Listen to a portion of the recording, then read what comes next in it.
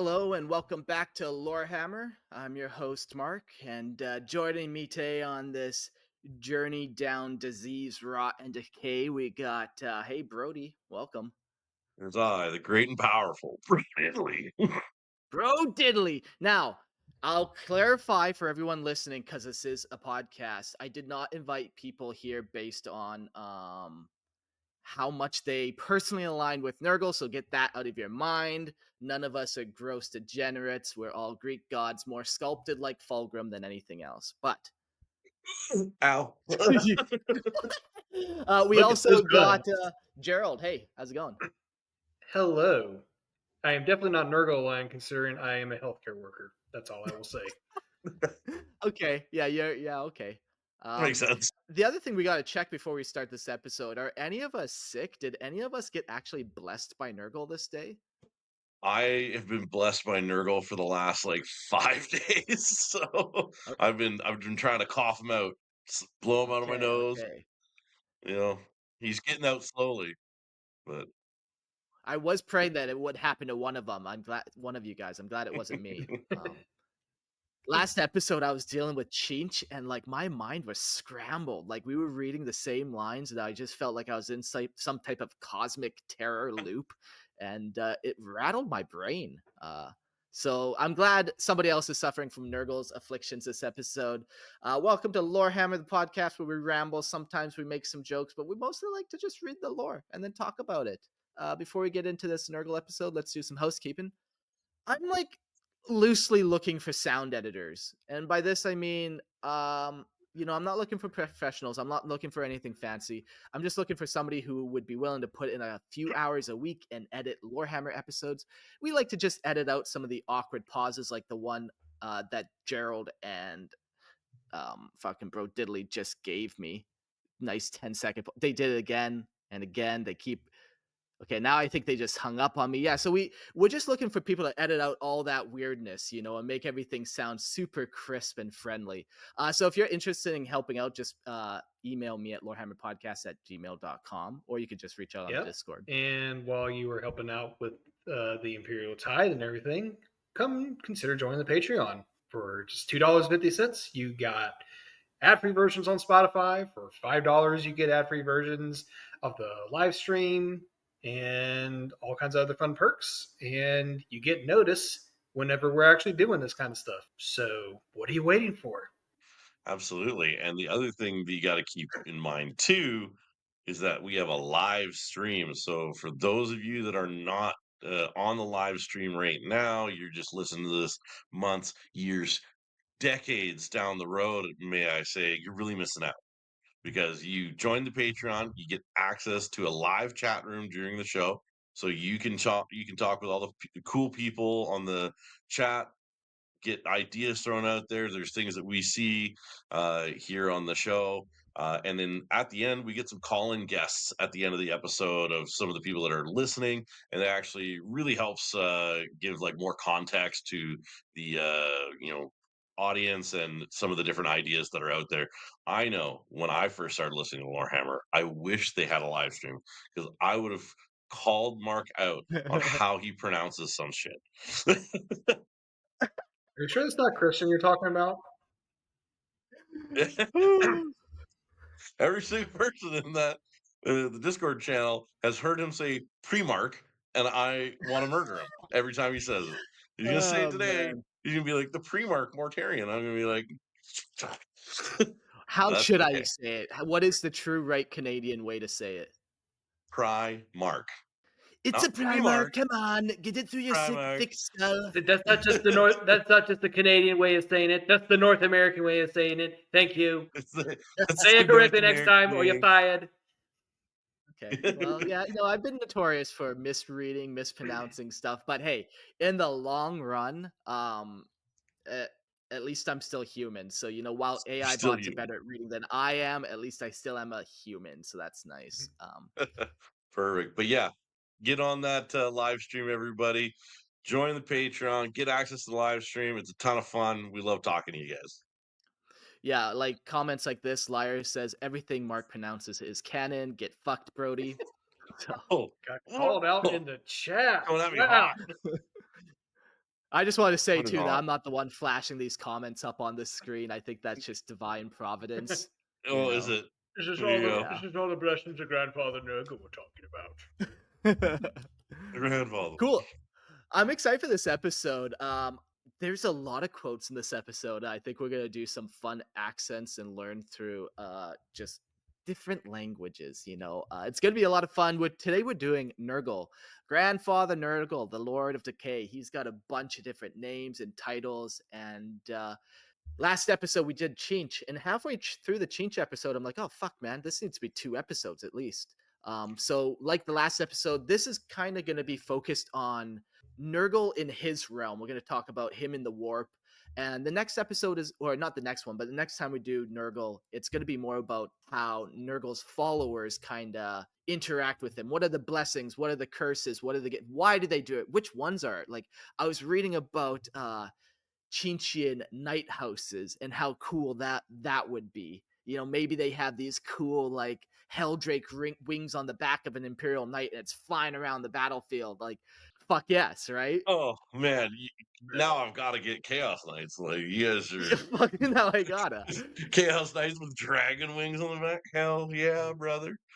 Hell yeah, exactly. So I kind of figured, we need to do this just and kind of break this into the 2 parts. So when we're talking about Nurgle today, yeah, we're gonna mostly keep it to his realm and him and his demons, and not so much his followers. But we do talk about a couple of them.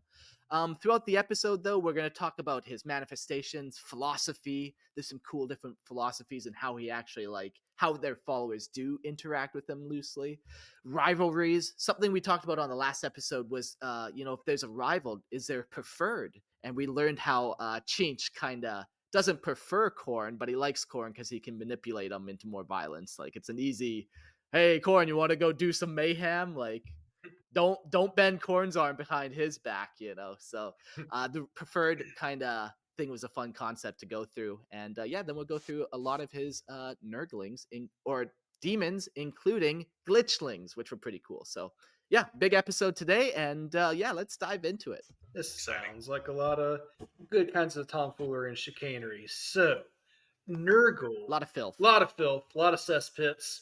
Anyways, Nurgle, the Lord of Decay, Grandfather Nurgle. Nurgle, one of the 4 great chaos gods, is the eternal sovereign of decay. He is known by many names, each a whisper of disillusion carried on the foul winds of entropy. His essence is woven into the fabric of existence itself, for nothing is beyond his touch. Mortality festers beneath his gaze, disease blossoms in his wake, and all things in time succumb to the embrace of ruin. Of all the ruinous powers, Nurgle's influence is the most intimate. He is present in every fevered breath, every festering wound, every moment of trembling weakness that racks the living. From the first sickly grasp of a newborn to the rasping final breath of the dying, his hand lingers unseen. No fortress is truly impenetrable, no body immune, no empire eternal. In the end, all crumble into filth, and so he is rightly called the Lord of all. Like all gods of chaos, Nurgle is the reflection of mortal emotion, his power rising from their fears and desires. It is not only the dread of death that feeds him, but the desperate will to resist it. This whispered prayers of a parent over a fever stricken child, the pitiful bargaining of the dying for a few more hours of life. These are the marrow of his being. His power swells with each new plague, each new pestilence that sweeps across the stars, his influence spreading like a suppurating wound through the body of the galaxy. In times of great sickness, Nurgle's shadow eclipses even the blood god's hunger for slaughter. Yet even he ebbs, retreating into stagnation, awaiting the moment when the tide of filth will surge forth once more. Decay is not an end, but a cycle, festering, crumbling, and birthing the new horrors in its wake. Nothing in this universe escapes ruin. No empire stands forever. No throne remains untoppled. No life endures without succumbing to the ravages of time.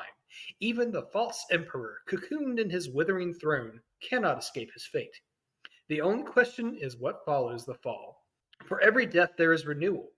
The careless guardsman devoured by a catachan spiker becomes the seeds of a new predator. The rotting flesh of a ganger, sloughed away in filth-ridden tunnels, nourishes the plague rats that gnaw and breed in the darkness. Even the disgraced rogue trader, stripped of wealth and title, must forge new pacts to carve out a future from the bones of the past. In the end, all things rot, but from the corpse of the old, life will always find a way to fester anew. I think this is a pretty good summation of Nurgle right here. Man, this Nurgle guy is sick. Yes, Jack. Very much agreed. And there is actually a song about him. We might talk about it if time permits at the end of the episode. So, more on that later. Yeah, it was a cool song. You showed me it, and I was like, yeah, that's sweet. Um, what I liked about this was the Lord of All is one of his titles, and just like what Lyre said in the chat, I really like Nurgle because it is truly just represents an acceptance of death and decay. We're all just 6 feet under eventually, so why fight it?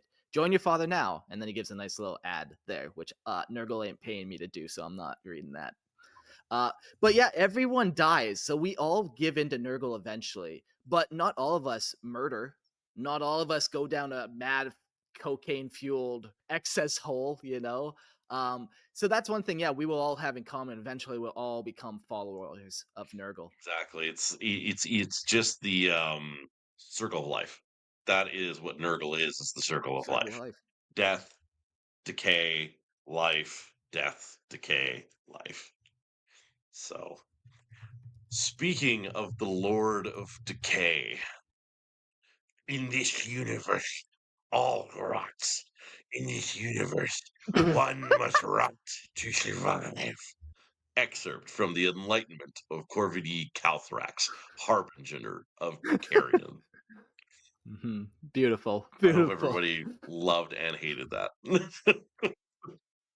Yeah, like I feel like there's wetness in my ears now. I know that's not possible, but Right?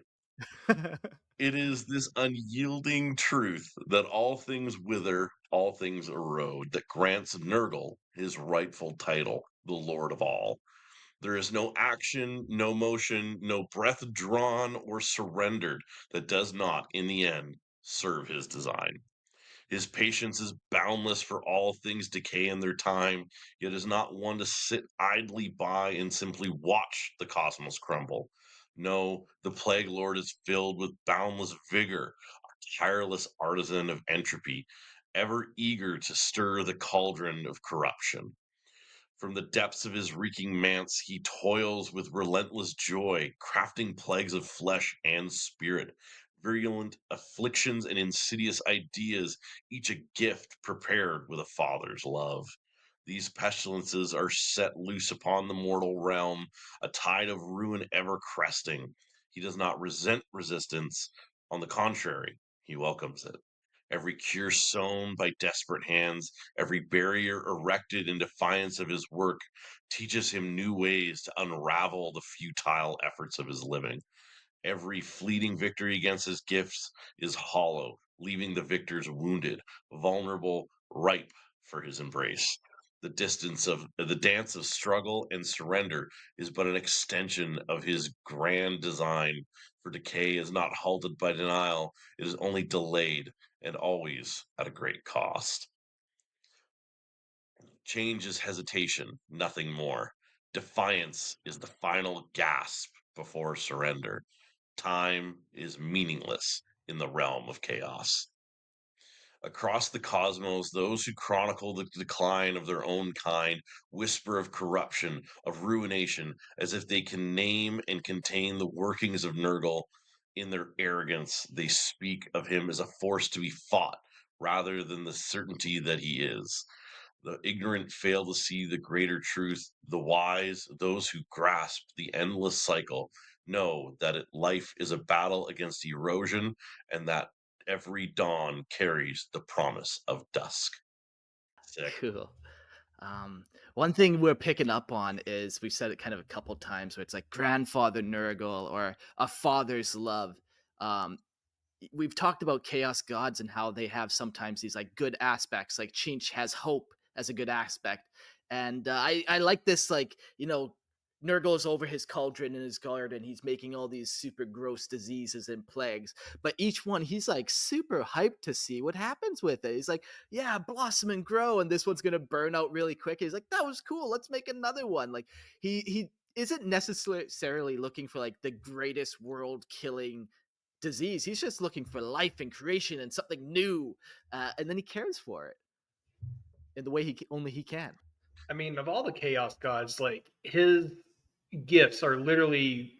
I mean, they all their blessings can be called boons or whatnot, but it seems like it's very consistent amongst Nurgle followers. They all treat like everything he does is like a gift or a blessing, as opposed to like a curse like Korn or Slaanesh or Zeech or anything like that.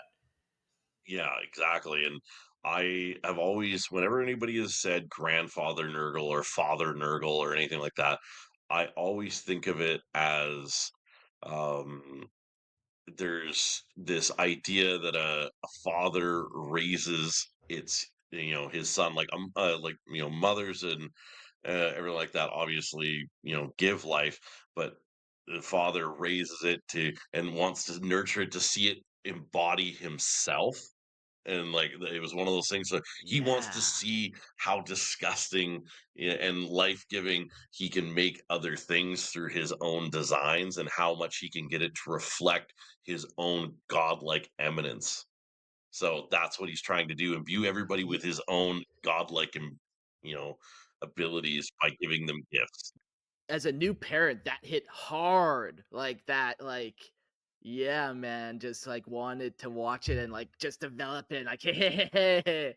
very It's cool. very interesting kind of how that aspect of what he comes to like represent is he is like doing things in a fatherly way, but disgustingly at the same time. Yeah. Thank you for getting rid of that comment, Mark. That was lingering just a little too long for my liking.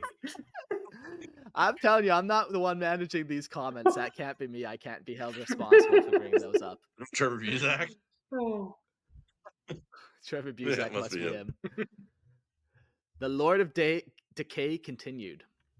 To observe the vastness of the galaxy, to witness the slow, inevitable collapse of empires and the deaths of stars, is to know Nurgle's truth. Sons are born and sons die, kingdoms rise and kingdoms fall. The flesh of the young is fresh and unblemished, but time and toil will weather it until at last it slows away at or to nourish what comes after.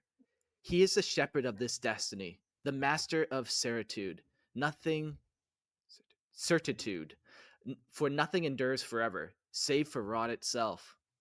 It is only mortals' distaste for decay, their revulsion at the gurgling stench of putrefaction, that blinds them to this blessing.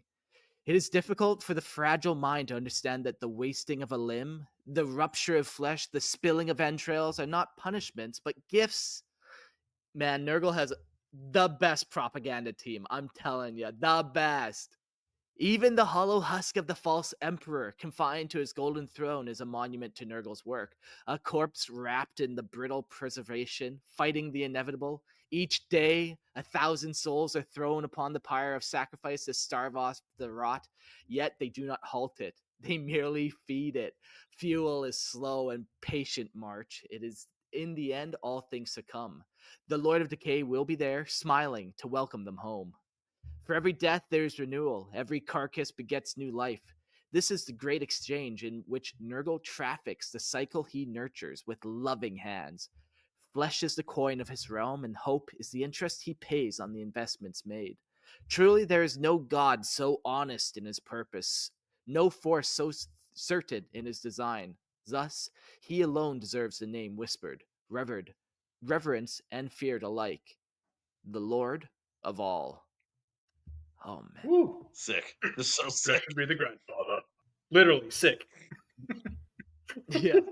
I love just the talk of like kingdoms rise and fall and just time and when we're dealing with 40K and 60 million years of a setting, like, man, how much has Nurgle just thrived and grown? And, each year he just becomes more powerful as, like, the entropy of the universe increases. He just grows and grows. Yeah, To take exactly. this to like Greek mythology, that's why Hades is such a very underrated Olympian god. Well, he's not really Olympian, a very underrated god because he is the god of the dead. Like eventually, everybody's gonna die and join in his kingdom in the underworld. So like, there's that mythological entropy, like what Mark brings up, that like everybody's going to join me at some point in time. It may not be now, it may not be 60 million years from now, but eventually it's going to happen. Exactly. Like when you look at all the other chaos gods, they all have something where it's like that fuels them, right? Zinch, every time a plan changes, Zinch is all over it. And every time everybody goes a little too far in the bedroom, Slash all over it. Every time somebody, Damn it. cuts their finger, Corn all over that. And then it's like every time that you like even alive, your cells are decaying and reproducing themselves. Nurgle's just like basking in the glory that is. He's like, everybody's doing it for me. For For me. me. Yeah, like what is that? Every 7 years your skin replaces itself Yeah, it's like completely. Like, something like and that. then Yeah. just think of all those dead skin particles flaking off Yeah. all over the We place. are all worshippers of Nurgle, even Glorious. though we are not worshippers of Nurgle. Yeah. Sure words have never been spoken. Liar likes that little bit about holy shit, Big E is a fucking Nurgle statue. Yeah. Like you're not escaping Nurgle for sure. You just Nope, aren't doing it. 100%. So, all this talk about him being the Lord of all, he has a shit ton of titles. So, we're going to talk about that now. Prepare the scroll here because he's about to rival Cetra in the number of his in the number of titles here. That's a Warhammer Fantasy reference. Hashtag go listen to Grimlore. Okay, that's enough shilling for now. I have as many titles though. If you listen to the Grim Lore, you'll get that. I am the Lord of Titles over there. Start from our first episode, and you'll notice like each episode, Mark's list of titles just grows one by one. Yes, sir. Yes, sir. And I'm proud of it. But yeah, lay me on Nurgle's titles here. Okay, yes, Seth. Cetra does not serve. Good man, good man. Okay. These titles all belong to Nurgle, the chaos god of disease, decay, and despair in Warhammer 40k. Known as the Plague Lord or Plague Lord. It's separated by a space for those that are can't see the typing. He spreads contagion across the galaxy with grotesque joy, reveling in the endless cycle of rot and renewal. As the plague god, he is both the giver of poxes and the twisted patron of resilience, ensuring that even the most afflicted endure in his embrace. So you're not just sick. You're going to stay sick if Papa Nurgle has any say in this. Just ask the Death Lord, And hopefully you even like it. and hopefully you'll like it. Eventually, like I could be a little more sick, I think. Come on, just a little more I sick. just I always make this joke in that I just like imagine like all these great unclean ones and these pox walkers just like slinging like like pox buckets or whatever, and they're just going like Nurgle loves you, Nurgle loves you. Yeah, Love it. gross. And then when that bucket's empty, it's actually a bell. So then you get that sloshing like bell sound at the end. Bring out your Rancid. dead, bring out your dead. I was just saying. I was like, oh, good man, Gerald. But I'm not dead yet. Bring out your dead. Can you help me out here? Okay. Oh, man. The Lord of Decay and Lord of Pestilence. As the plague god, he is both the giver of poxes and twisted patrons of pestilence, ensuring that even the afflicted endure his embrace. The Lord of Decay and Lord of Pestilence. He commands legions of Nurglings, plague bearers, and corrupted mortals who worship him as the Fly Lord and the Great Corrupter. Yet to his followers, he is more than a harbinger of suffering. He is Grandfather Nurgle, a benevolent if grotesque deity who nurtures his creations with boundless affection. His devotees whisper his names in reverence, calling him Father Nurgle or even Papa Nurgle, believing that through decay they achieve a twisted form of eternal life.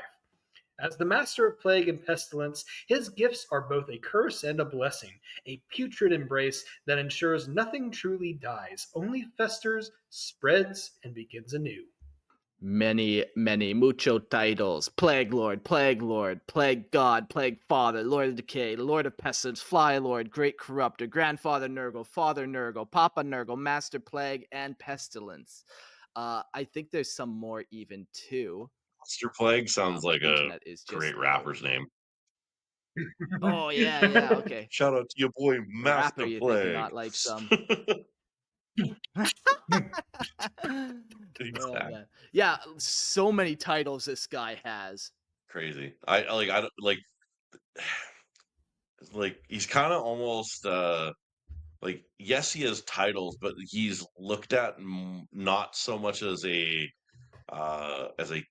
god or a master, but a true leader people can follow and look up to because of that fatherly, like and grandfatherly life giver that he is and corrupter that he can be. Right? That's what I find at least. Yeah, and like there's like that concept where some people when they accept their death, then it feels like they're then free to live. Yep. Um, so that even with that concept, you could kind of tie that really into Nurgle and how you become a follower and like what Nurgle's kind of about. Like, this is what I give you. I kind of give you freedom. Like, yes, you will die. All of us are gonna die, but we can make you live a long time. Sure, you'll have a third arm, but you also have this cool Nurgle companion. So it's like, who's to complain? And guess what? All those nasty plagues and poxes, you're not going to feel it. You're going to have it so you can spread it elsewhere, but you're not going to feel a thing unless Nurgle wants you to. You're gonna be a hit with the ladies. Oh no, sorry, I misread that. I mean, the ladies are gonna hit you. But there's pros and cons. Like the It is what ladies it be hitting is. you for sure. Mm-hmm.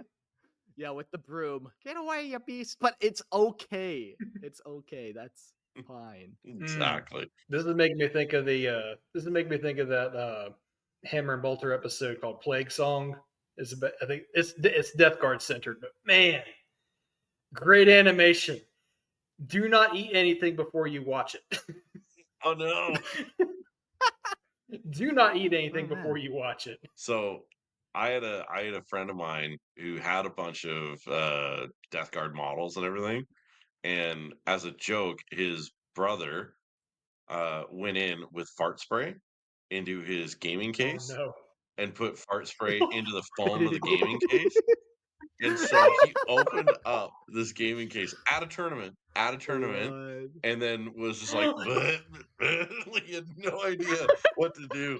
It was so beautiful. It was so beautiful. His brother's like 10 years Wow. old, so like he thought it was the funniest thing in the world. And he's just like, dude, I left that in a hot car in mid-July, right before Oh going into a no. tournament. He's like, awful. Yeah. Fuck. Isn't that just the biggest Chinchian versus Nurgle battle there?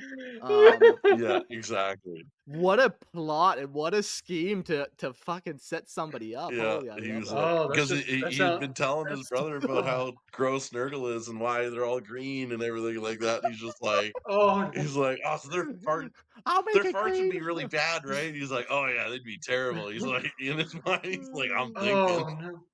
This reminds me about that one Reddit story. I don't know how true that is, but oh no. Yeah, it was bad. Oh Oh boy. no. Beautiful. But Papa Nurgle's yeah, proud. he's proud. He's a proud boy. But with titles, you need domains. You gotta you gotta survey. So you can get your So yeah, websites. so you get your websites. You gotta survey your domains. So Nurgle has some good ones for sure. Here's another quote though. I won't get wet in your ears this time though, Mark. Entropy is all consuming, fed by all struggles against it. Thus, even to hope is to despair. So despair, and in your desperation, find purpose. Slans the racked speaker of rot. I love some of these. Now that's a rapper Yeah. name. Slams the rack. Speaker rot. Mic drop. Yeah. Heck yeah. Heck yeah. These 6 words encapsulate the grim cycle of existence under Nurgle's domain. Disease festers and spreads, a relentless force that reshapes both flesh and world in its image. Decay follows the slow unmaking of all things, reducing grand empires and mighty warriors to rotting husks. From this comes despair, the crushing inevitability that all shall wither, that no fortress or spirit is immune to the creeping touch of entropy. Yet destruction is not the end, it is merely another stage in the cycle, clearing the way for what must come next. Death arrives not as an absolute, but as a transition. For in Nurgle's realm, there is no true finality. With grotesque inevitability comes rebirth, the sickly renewal of life twisted by corruption, ensuring that even in ruin, something new and festering shall always rise. Disease, decay, despair, destruction, death, rebirth. One of these is not like the other. Yeah, a bunch Yeah. of D's. This is the 6 Ds of death Rebirth. guard. Disease, decay, despair, destruction. And Yeah. rebirth. And That one doesn't start with D. Doesn't look like it cut out for here, kid. Turn him into throws a a plague plague. at him. I don't know what a plague shape is, but like probably a wrench. Yeah, yeah. Oh man. Oh, man. Yeah, his domains are pretty cool. Like it's so easy, it's so clear what it is, Yeah. you know. We'll now talk about his manifestations, how he kind of manifests himself. And I got a good little quote for you here from the Journal of Albriania. Sure, why not? I gazed at his magnificence, my vision completely filled with his glorious girth. Let me reread that because it's a fun word. My vision completely filled with his glorious girth. All around me was flesh and smiling flies. Within his bulk I spied lesser minions, suckling on his leaking entrails. At his feet, pools of pus and other bodily fluids gathered, in which his children splashed and played with glee. It was a blessing to behold such glory and joy. It was with great sadness that I awoke into a world filled with imperial dogma and adamnations. I knew then the path I must walk. Easy. The playground of Nurgle. I love that. I love that for him. To comprehend the magnificence that is the Plaguefather's form is to accept that understanding is fleeting thing, slipping like spoiled flesh from brittle bone. Whether one pores over forbidden tomes in the shadowed halls of the Black Library, or listens to the guttural tales spun around the sooty bonfires of the Killer Cruise's worn-torn hull, they are all equal before Nurgle's unknowable majesty. Like all the Chaos Gods, his form is not one that can be charted or captured, for he is boundless, his presence as ever changing as the slow creep of decay. Though often spoken of as male, Nurgle, like the great powers of the warp, is without gender, a being of pure, unfettered corruption given shape by the folly of mortal minds. Yet across the scattered remnants of history and myth, certain commonalities persist, like mold clinging to a damp stone. While other entities of the immaterium wear 1,000 guises, Nurgle's visage, ever repugnant, rarely deviates. Wherever the whispers of the lost and the damned spread his tale, the descriptions remain unwavering in their grotesqueness. He is a hulking, corpulent mass, bloated with disease, his body a great, necrotic husk. His hide is thick and leathery, a canvas of seeping sores and swelling boob- boobios. What is that fucking word? Ruptured flesh gapes open. Bubos. Boobios. Dubious. Rupturing flesh gapes open, spilling ropes of rotting intestines that coil about his girth like overripe, gangrenous fruit. Lesser demons, his beloved Nurglings, scutter and caper across his rooms, their tiny mouths suckling upon his blood pus that dribbles freely from his ruptured boils. The stench of decomposition clings to him like sick, thick, humid waves, a constant miasma of filth, heralded by the ceaseless drone of bloated corpse flies.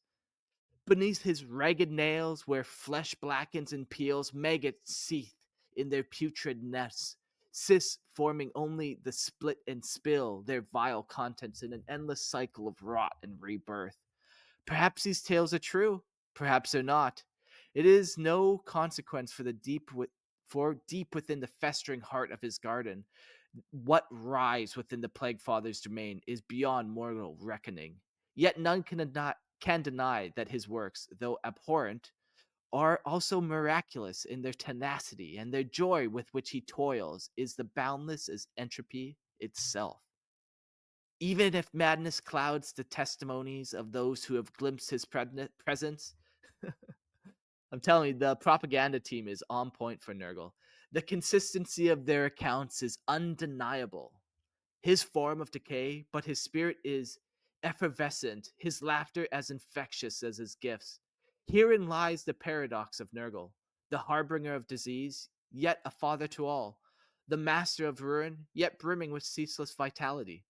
Indeed, it is his tireless fervor, his unyielding exuberance in the craft of dissolution, that breaks the minds of those who dare ponder him too deeply. How can a being of filth and pestilence, a bringer of agonizing demise, radiate such warmth? How can the Lord of Decay shower such affection upon those racked by his plagues? To dwell upon those contradictions is to court madness, to walk a winding path toward inevitable understanding. For those who do not falter, who let the rot take root in their minds, without succumbing to despair, a revelation awaits. The world as it is decaying husk, its foundations crumbling beneath the weight of its own fragility. Only those who accept this truth, who see Nurgle's hand in the writhing of all things, can grasp the grandeur of what is to come. Reality itself is brought to soil, growing rich with decay, ever preparing for the grand and grotesque renewal. I really like the one line of whoever lets rot take root in their minds without succumbing, revelation awaits. Like, the mind is the first thing that Nurgle is going to corrupt. Like, then maybe your body will kind of follow with all the diseases and stuff. But it's that first kind of bad thought of nihilism that creeps into your mind that you entertain for too long. Man, Yeah, that's just how chaos kind of works in general. It's that very insidious whisper that you hear in the back of your mind. And then once that takes hold, it's game over. It happened to Fulgrim. It happened to Morty. It, well, It can happen to Fulgrim, it can happen to you. exactly. yeah. It's 100% true though. Like the one of my favorite lines from that was reality itself is but soil growing rich with decay, ever preparing for its grand and grotesque renewal. Like that is not it's a metaphor for your mind as well. Your mind is but soil growing rich with decay or ideas or whatever, right? Preparing for a grand and grotesque renewal. First the mind, then the body I shall corrupt. Mm-hmm. Exactly. Exactly. Well, Nurgle does have a sacred mark or a symbol that you can easily identify differentiate him from the other Chaos gods. The tripartite fly is Nurgle's sacred mark, a symbol of his relentless plague and the insidious nature of decay. Consisting of three interconnected flies, this emblem represents both the all encompassing spread of disease and the unholy trinity of Nurgle's core tenets: decay, resilience, rebirth. The fly, an insect synonymous with filth and corruption, serves as a reminder of the pestilence that Nurgle embodies, constantly buzzing and multiplying as his followers are consumed by his bloated gifts. The three flies also reflect the cyclical nature of life and death under Nurgle's watch, where the end of one cycle seamlessly leads into the beginning of another, forever entwined in a never ending dance of suffering and renewal. To those who bear the tripartite fly, it is both a mark of blessed corruption and an assurance of Nurgle's loving embrace, for in decay they find strength. The tripartite fly. It's a cool little symbol. It's interesting that it's like tri. I wonder. Like, it should be 7, well, we're gonna talk about the sacred number of Nurgle being 7. I wonder if their symbol, it's just look over it. It's not that big of a deal, but I don't know. Maybe a 7-headed fly would be cooler or something like that than a try. I'm just saying, but line up with the powers that be. Work with the system you got, and if number 7 appeals to you and you like it and makes you more powerful, go hard. I think it probably does have something to do with just how big you could make a symbol. That's probably all it is. Ah, you're telling me you can't paint a 7-headed fly on a Space Marine shoulder pad? Um, Come on, Brody, I've seen what you I paint. know my freehand ain't that good though. Speaking of the sacred number 7, Nurgle has a sacred number. Each chaos god does. Um, the sacred number 7 is for Nurgle himself a symbol of his domain over plague, resilience, and the cycle of life and death. In many traditions, 7 represents completeness. And for Nurgle, this reflects the inevitability of decay leading to new beginnings. His greatest champions and daemonic legions are often organized in groups of 7. From the 7 plagues he unleashed upon the galaxy to be favored formations of the Death Guard, the numbers also mirrors the slow, methodical spread of disease, persistent, unstoppable, and ever growing. To Nurgle's followers, 7 is not just a number, but a reminder that no matter how much the Imperium struggles, all things must rot, and in that rot, new life festers. Yeah, that's sweet. So that's what I'm saying. When you know that number exists, that's why Liar says we need the 7-headed The Flydra. Flydra. Yes. Yeah, Perfect. I think it is. GW, you can get on that. You can message Lorehammer Legal, and we can work out the logistics of you taking that, buying that off TM, of us. TM. But yep, Yep, no, we're selling Flydra yep, for sure. yep. TM. I Pending. Something that Liar said earlier too, being a putrid preacher for Nurgle sounds so dope. Like, dude, like I imagine somebody with the tripartite fly like symbol, like on a staff, like like waving out like horrible fart incense, like just telling you how good everything is about Nurgle. And like it would be amazing. Just Yeah, the grossest person on like a corner shouting preachery things at you, and you're just like, guy's yeah. gross, but God, that sounds good. Doom! Doom! The world is over! But wait, it's a good thing! It's not even doom. Praise Nurgle! It's rejoice, rejoice. Papa Nurgle comes to take you home. And you're like, oh man, I'm homeless. I want a home. Let's go. Brody, don't go with that guy. Don't Guys, do it. he said it's fine. He said his dad's back there and he's got a gift for me. Oh man, he's about to. Never mind. Never mind. Let's go to the Nurgle sacred color.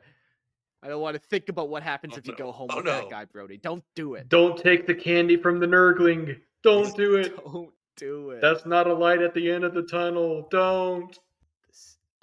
Last episode I brought up about sacred colors. So ponder this question before I do the read.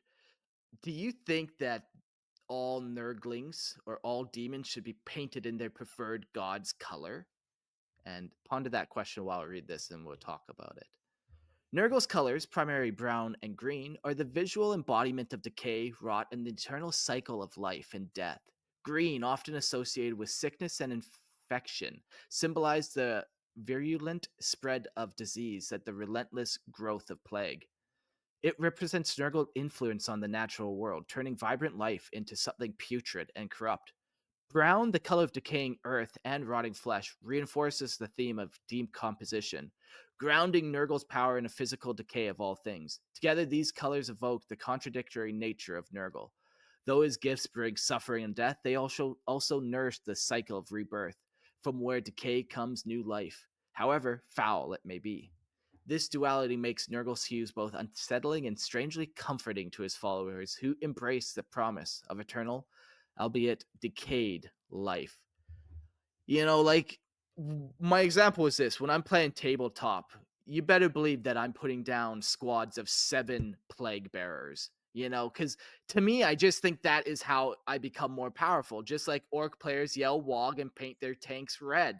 It just is what we do. Like I feel like when you're painting your Nurgle demons, like the colors, the numbers, the symbols, those are all super important and would provide a great boon in your mind at the The very Death least. Guard boxes actually come in like intervals of 7, even though you're technically even though you're still paying MSRP for what would amount to 10 Space Marines, you're only getting 7 Plague Marines. So work out the numbers for that. But either way, haha, cute, funny Nurgle 7 moment. Yeah. Yeah, I just think we take the number so much more seriously than we take the color. Oh, Yeah, and, for like, sure. so for me, uh, I don't think green necessarily like, yes, green is the color of, like, decay, like, when you see something, like, becoming green that was not green before, yes, that symbolizes decay, but you always see a little bit of that color that was before. Before death, there is beauty. And so, like, you have to have before grossness, there is like, all these different things. Like, you have to have something that was before and to what it is now. So I think using the duality of what you were before Nurgle's gifts and what you've become after Nurgle's gifts have to intermingle. So, like, every zombie or every plague bearer being green doesn't really do it for me. They have to look like they were before, but are slowly being engulfed by the green. So, not all green, but like using it as like a secondary color is pretty good, I think. I have a follow up to that, in that a well, I agree. Like green and especially lots of yellow and brown is very much like Nurgle's shtick. You can take it a step further by painting your Nurgle army after the environment that you want to base them in. I made this comment last week about only one Bob making deep sea Nurgle Iron Warriors, and you can tell it is Iron Warriors corrupted by Nurgle, but then drowned in the ocean just because of like just how wet and moist his like the green stuff and the sinew and everything. It's just in like the eyeball. And then I actually saw, when I was looking through like inspiration for my 40k Morty uh project that I'm going to do later this year, is I saw someone did a frozen death guard.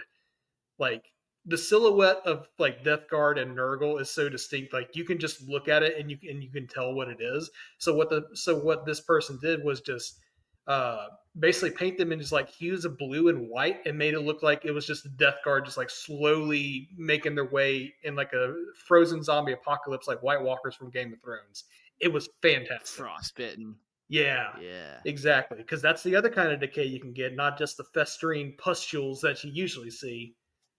Yeah. Okay, so basically, yeah, it doesn't seem like anyone, the other two guys weren't too keen on this like sacred color being as important. Where like I can get everyone on board to being like, okay, you're playing Nurgle, so you're putting down squads of 7, whether you fucking like it or not, because that's just what we do here. But color, not so much. Good to know. I do like what you said, like Brody. Yeah, like if you are painting a Tau, I want to see a Tau, a blue-skinned camel type creature corrupted by Nurgle. I can't paint him like I would paint an Imperial Guardsman corrupted.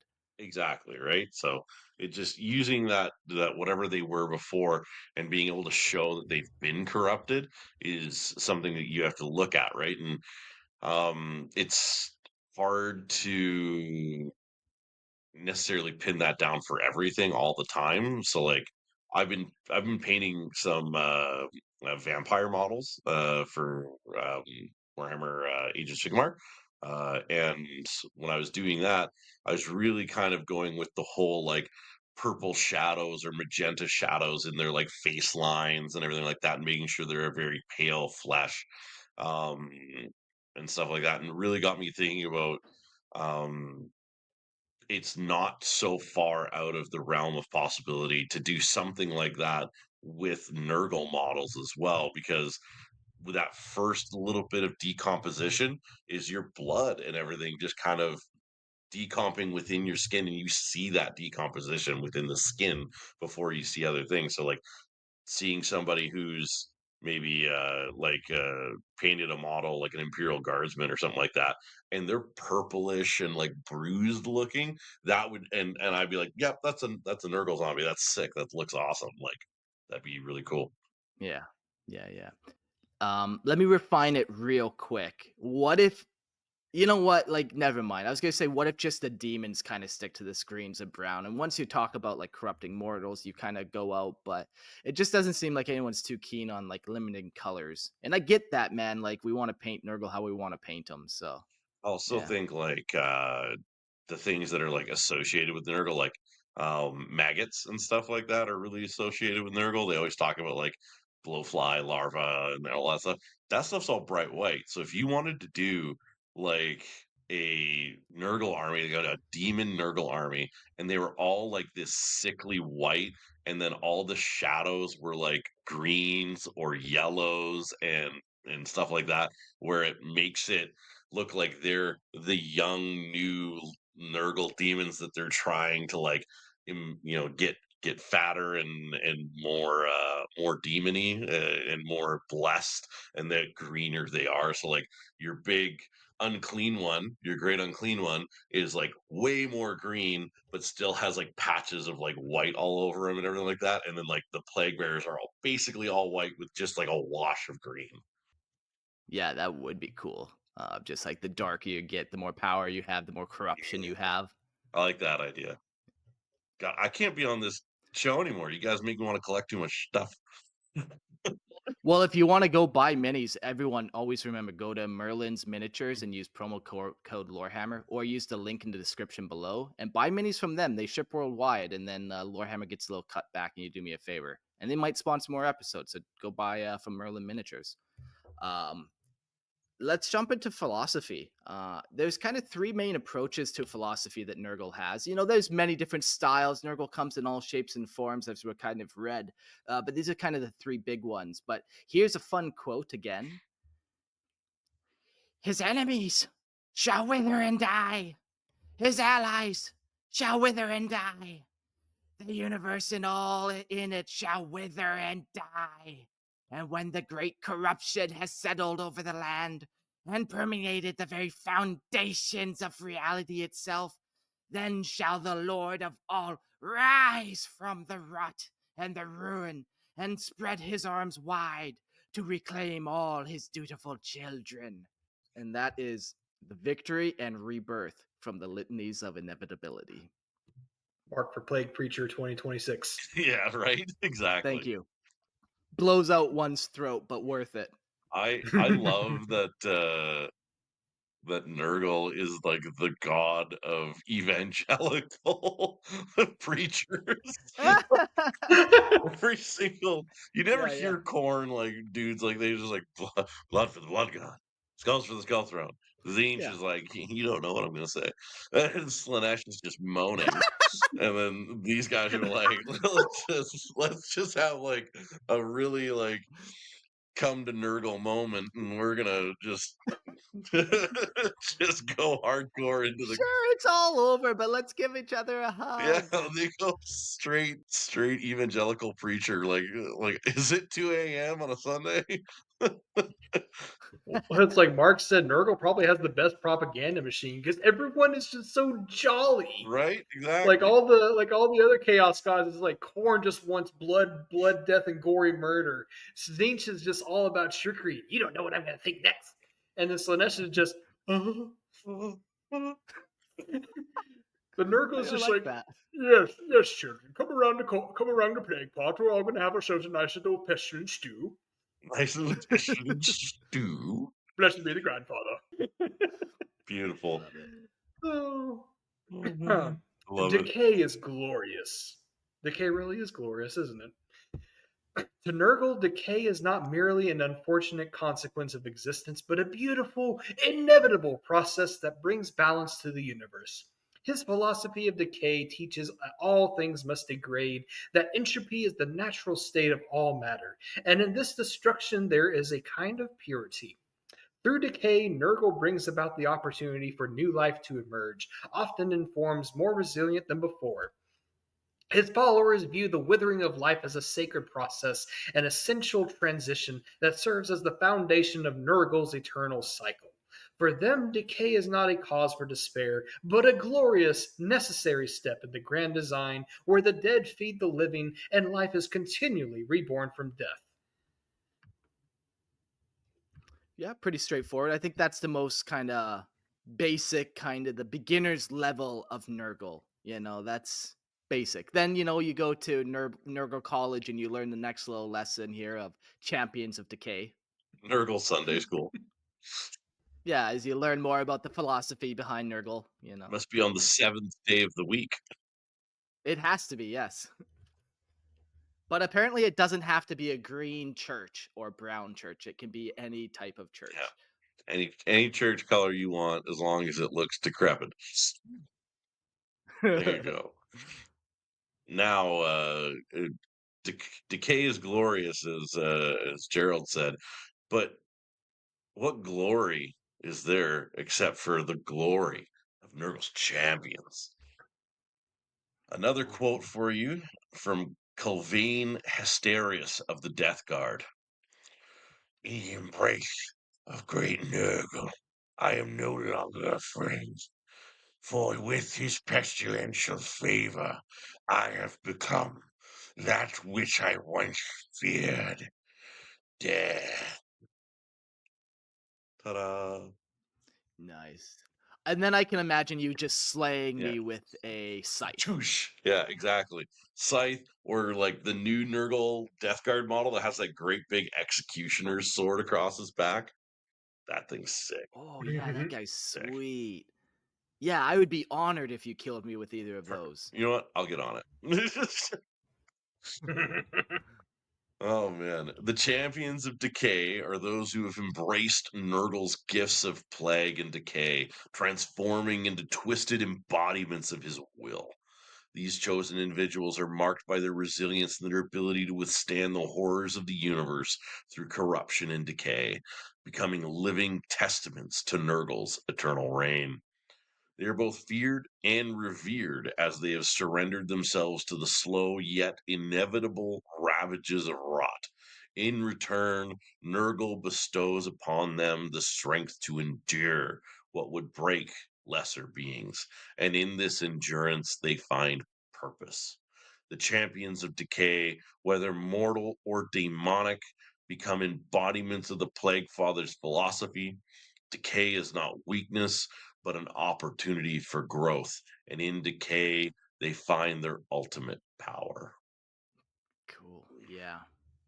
So this is, the first one is like, what can I do for Nurgle? And then the second level is, what can Nurgle do for me? And then the third level goes back to, what can I do for Nurgle? Because the third kind of philosophy is the great game and how you can help him in that regard. To Nurgle, the universe itself is a great game, a grand cosmic contest in which death, decay, and rebirth are the primary forces at play. This game is not one of conquest, but of entropy, the slow, steady spread of rot and pestilence across creation. The great game is not won through brute force, but through the inevitability of decay, where even the mightiest will succumb to time's touch. Nurgle's followers understand this game as a dance between life and death, where suffering, while painful, is simply part of the eternal rhyme.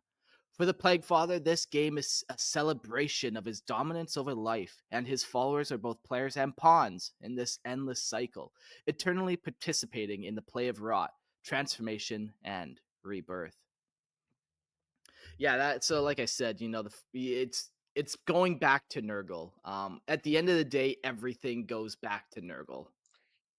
It really does. That's like the great game is not won through brute force, but through the inevitability of decay, where even the mightiest will eventually succumb to time's touch.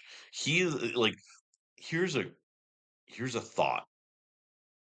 Is Nurgle actually more a god of time than the other ones because he controls how fast or how slow the decay and rebirth process is usually. Yeah, that's a very interesting thought, in the warp, time is, like, irrelevant, so I guess it depends on how you kinda view the warp, if it's, like, a space outside of time, which we kinda think it is, and then can he then be the god of time if he himself doesn't really even have a concept of it because he's kinda always all time? Or does that just make him even more powerful over it? I don't know. Or does that just make him the actual god of time? Yeah, no, Eh yeah, it's interesting. It's just I kind of thought of it because it was like he is yeah, literally like when you look at what he's doing, a lot of what he does is not based off of how fast he want like of like how much he wants you to suffer. It's about how fast or how slow he wants you to suffer, or in like how fast or how slow he wants you to spread his plague around. That's kind of like yeah. it just got me thinking. I'm like, it is he really doesn't care about anything else other than that decay and rebirth and destruction is all like the cycle of life, but he gets to pick how long or how short that cycle is. Yeah, okay. I'll definitely if there's a Discord poll, I'd vote yes for giving him another title of Lord of Time. I think you won me over. Cool. Yep. There you go. I mean, I could see that Yeah. because you don't see any of the other chaos gods having that level of control over things in the warp. Now, with the whole time being kind of irrelevant, but on that same token, though, time is essential to the whole process of decay, of rot, of rebirth, just like what you were mentioning. So there is that factor of like there is a certain progression that's going on here. Yeah, exactly. Yeah. Like no like mortal followers, like the way they get longer life is yeah, you get more diseases, I guess, and then you live longer. That's how you defeat time or like, you know, um yeah, you just creep on, so you just defeat time like that. It's a fun title. And like everybody might think like oh Zinch is time because he's the changer of ways and he can change things and go back and forth. That's manipulation of time. I think Nurgle has true power. That's semantics, I'll have you know. It's semantics. Potato, potato. Yeah, but I honestly think that because of his ability, like Gerald had said, to um, decay and rot and everything takes time. Because of that, I think he controls it more personally Yeah, than yeah. say like a siege or something. Yeah, like Chinchi foresees the future and he sees the strands of fate, you know? Um and it's a little different. Like maybe yeah, he has like forward sight, but he doesn't have that same kind of like control as we were saying. Yeah, yeah. Yeah. Oh, I thought that was interesting, just the way that you had worded that, and I was like, "Hey, this gives me a different idea of how this would work." Very interesting. And the final quote for this kind of philosophy section that'll get you to think, and then we'll jump in the Garden of Nurgle. And this is just some lost and damned individual that said this. Indeed, the very process of construction and creation foreshadows destruction and decay. The palace of today is tomorrow's ruin, and the maiden of the morning is the crone of night. The hope of the moment is but a foundation stone of the everlasting regret. Yeah, no, I think that was me as an electrician who kind of said that one. That was But you as you in your lost in the damned phase. yeah, exactly. Everybody has it. Alright, We've all been there. we've all been there. I'm better now. Thanks for asking. Okay, I'm glad.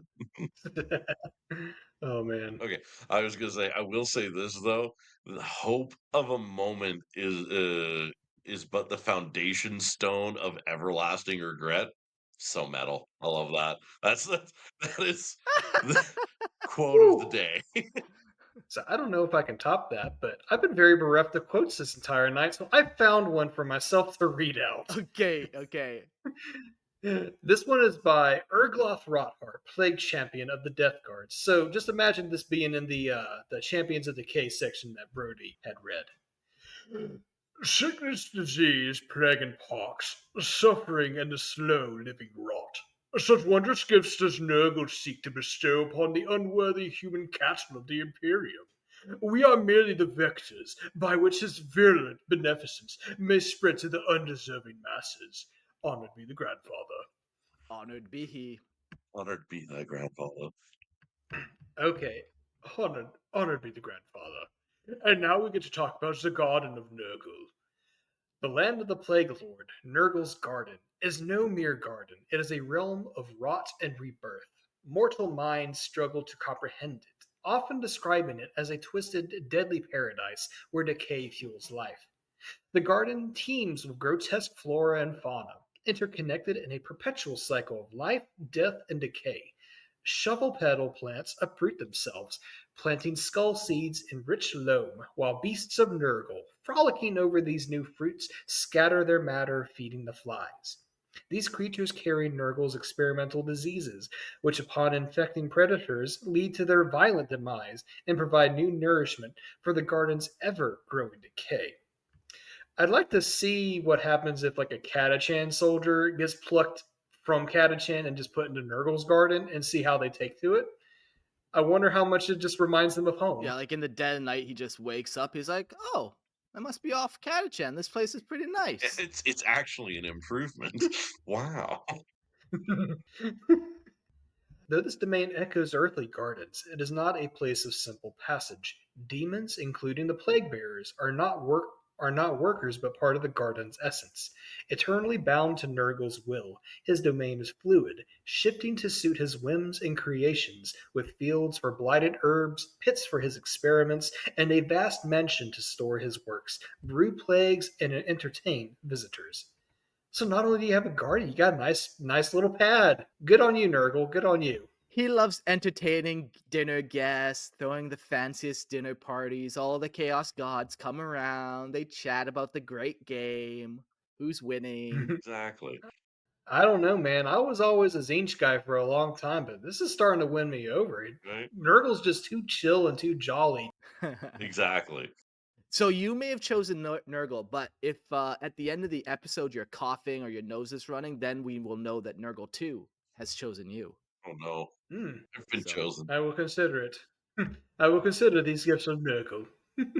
Nurgle's garden thrives on disease. Twisted trees, fungi, and insect like creatures crawl through a primordial mire, while Nurgle's mansion stands, rotting yet indestructible. Within the Lord of Decay, Within the Lord of Decay stirs his cauldron, crafting fresh diseases, his laughter filling the air as his creations spread across the stars. Surrounded by plague bearers, he ensures his plagues are counted, spreading further with each passing moment.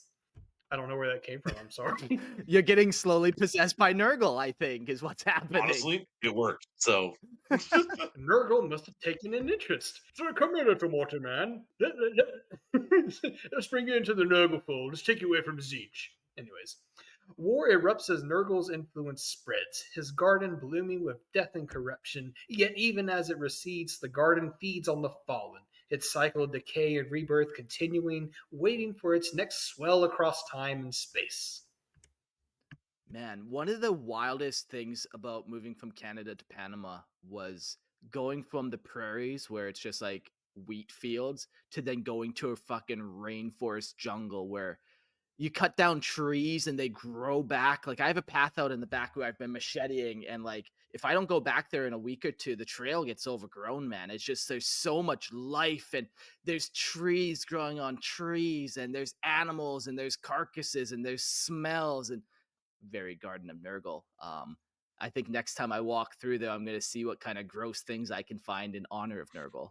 you know, it's funny. I was just listening to like a World War II podcast, and it was focusing on like the Asia Pacific theater, and one of the things that they were talking about was the war, like the World War II battles on New Guinea, and how it was.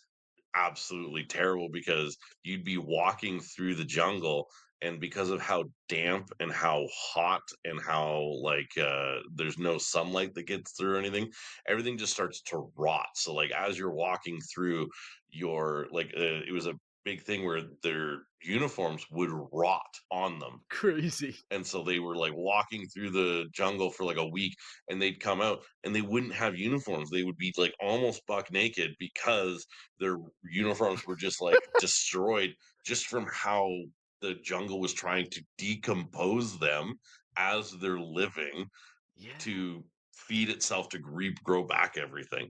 And that's like very much Garden of Nurgle. Like crazy.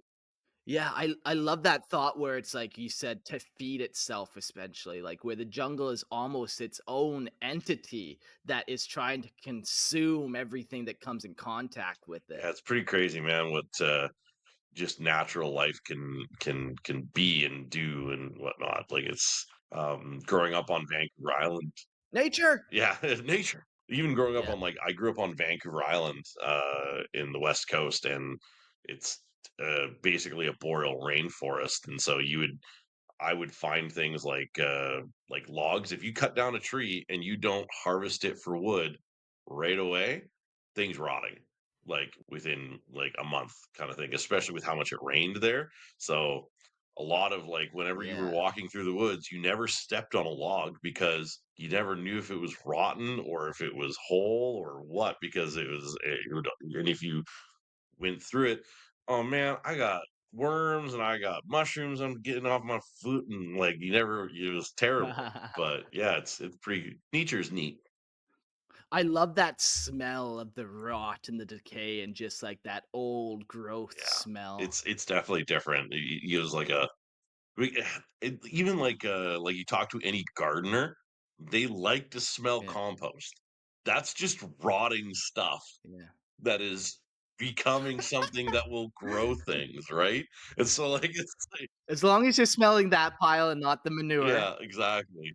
keep those piles separate. So a lot of guys my boss is a gardener. He gardens all the time, and I went back there one time and I just saw him like go over to his compost pile, just grab it, just. I was like, "You okay?" And he's like, "Dude, nothing better than the smell of compost." I was like, "You're a next level individual." Man. Someone's taking in the Yes. blessings of no good. Yeah. You gotta smoke a lot of weed before you get this, but it's like, okay, so when you smell decay, are you smelling time? Are you guys high Like, enough for that? Nah, you're not the type. Okay, fine. I'm so high right now. High on Nurgle's life. On Yeah, no, very cool. So that's kind of the first portion of the Garden of Nurgle, the garden itself, and then we go deeper And in. Every garden has to have a home. every garden has to have a greenhouse. That's kind of where I'm going with it here. Mansion of the Plague Lord. At the heart of Nurgle's garden stands a decaying house, its twisted frame groaning against the weight of toxic winds. Shutters hang loose, their frames cracked with filth-caked glass. Sewage drains overflow with maggots, beetles, and bizarre creatures. Tongues for bodies, human fingers for legs. The house's gray-green hue persists as paint perpetually cracks and peels. Hundreds of chimneys expel swarms of buzzing flies. Around it, bone trees bear fruit that rot as it grows. Their bare limbs shelter demonic birds whose songs herald doom for intruders. This is Nurgle's mansion, a place of death and rebirth where decay is entwined with resilience. The house stands firm, held by Nurgle's infinite joy in decay and renewal. Nurgle himself sits beside the mansion's door, inviting all to share tales and drink from his questionable libations. Inside the house is a labyrinth of decay. Rotten floors claim the unwary, while demons in grand chambers await fresh victims. Higher up, the attic stores Nurgle's works, jars of plague victims, entrails where trapped souls fade as they waste away. Deeper still, the kitchens and larders hold the foulest ingredients, each waiting to be tossed into Nurgle's great cauldron where plagues are brewed. A wise guest avoids lingering here, for the cauldron is a prized possession, and the Plague Lord finds inspiration in all, sometimes adding the very visitors who wander too close. Man, that, like, takes me back to, like, being a kid and, like, coming across an old abandoned house, and you're like, "Let's go inside and explore this," and you're stepping on all those creaky boards and having to jump over the stairs on the porch because 'cause they're broke. But then you get inside it takes a crazy twist, and you open up the pantry, and it's, like, severed fingers and eyeballs. You're like, "Oh, fuck!" And then you try to run out, and you fall into the basement where there's all new manner of horrors there, so you run up the staircase, and this whole house is like just decrepit, and everywhere you look there's this new horror of filth and decay. Not like as a childhood, it went south real quick. Okay, I was about to say that would scar most people, Mark, just so you know. I never told the cops. I never told Yeah. Should I report this? uh statute of limitations is too far gone. I wonder what the statute of limitations is.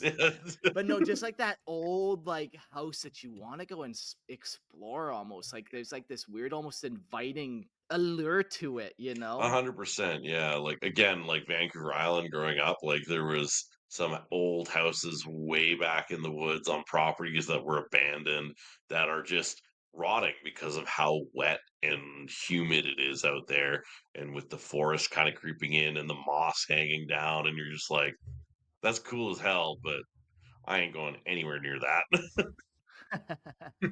Well, I mean, I love how your whole description of Nurgle's mansion is just like over the river and through the woods to grandmother's house we go. Yeah. It's just like grandmother's house in a grim fairy tale, maybe. Yeah, yeah. Yeah, grandmother's house in a grim fairy tale. I like that. That's a very, very on point.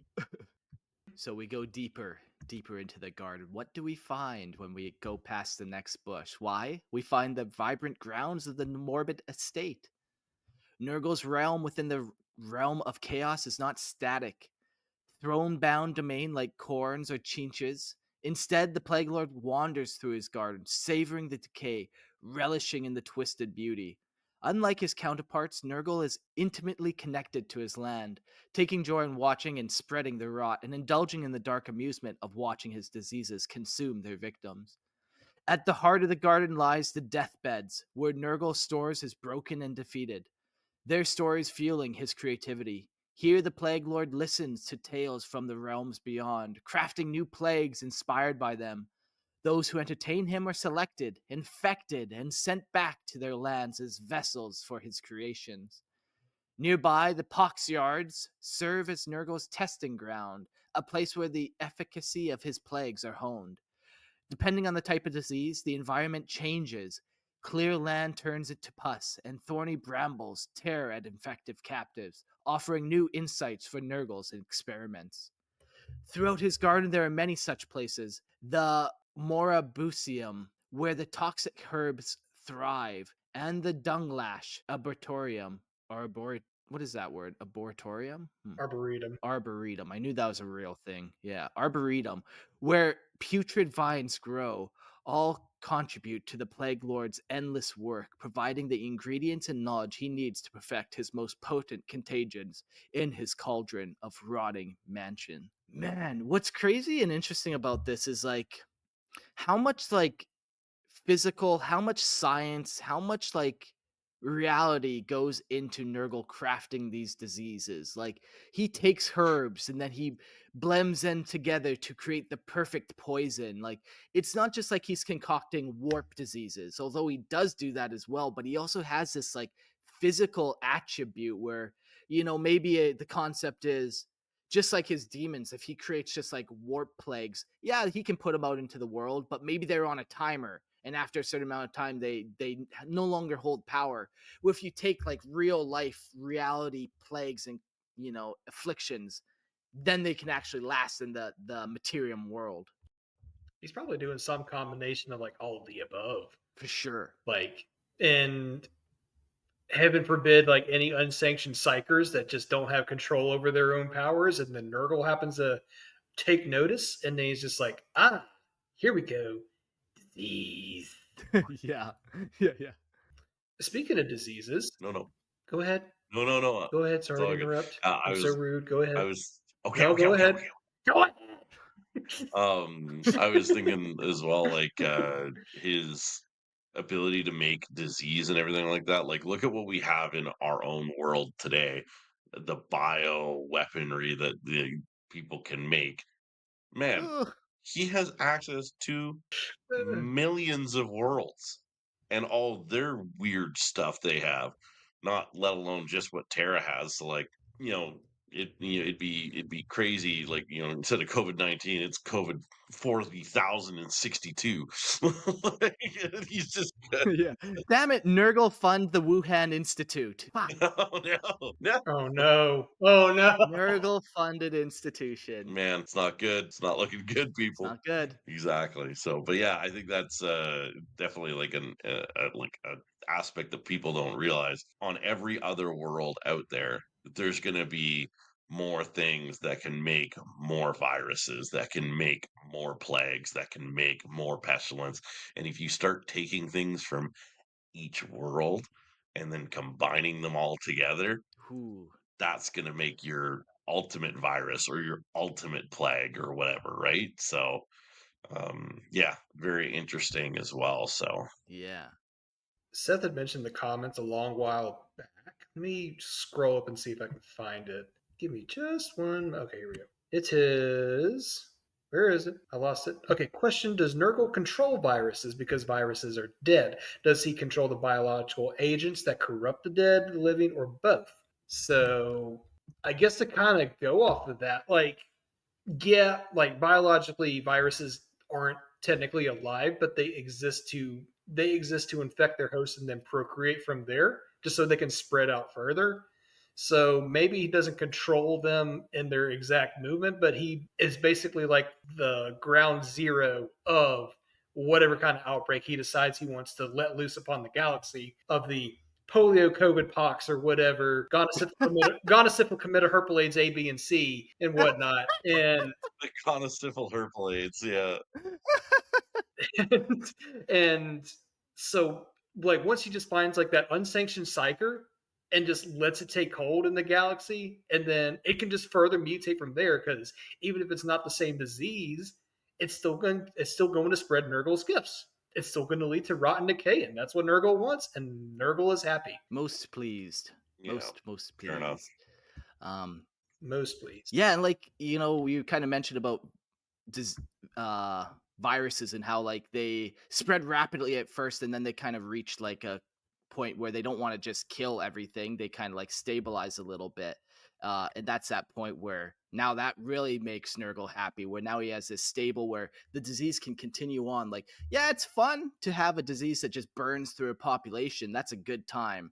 But it's even better if you have like that population slowly suffering, and man, maybe it's a long-term illness that just takes a whole life to slowly decay you, and that's even better. Right? Yeah, or like from a historical perspective, let me look at the Black Plague. It's like we always think of like the 1348, 1350 time frame. That was when it really like took force, and like I think it was like 60% of Europe's population was taken at that time. But then like it only lasted a few years, and then it kind of died out or quieted down for a little bit, and then it actually made another reappearance like a few decades later, and then like over the course of history, it'll actually come up, or it comes up in different pockets of just like there was like an outbreak in like the 1700s in China. There was like another possible outbreak in like California in like the early 1900s or something like that. It was very very very small and localized, but the fact that it just kind of it shows up and then it goes away. Yeah. It shows up and then it goes away, kind of like that.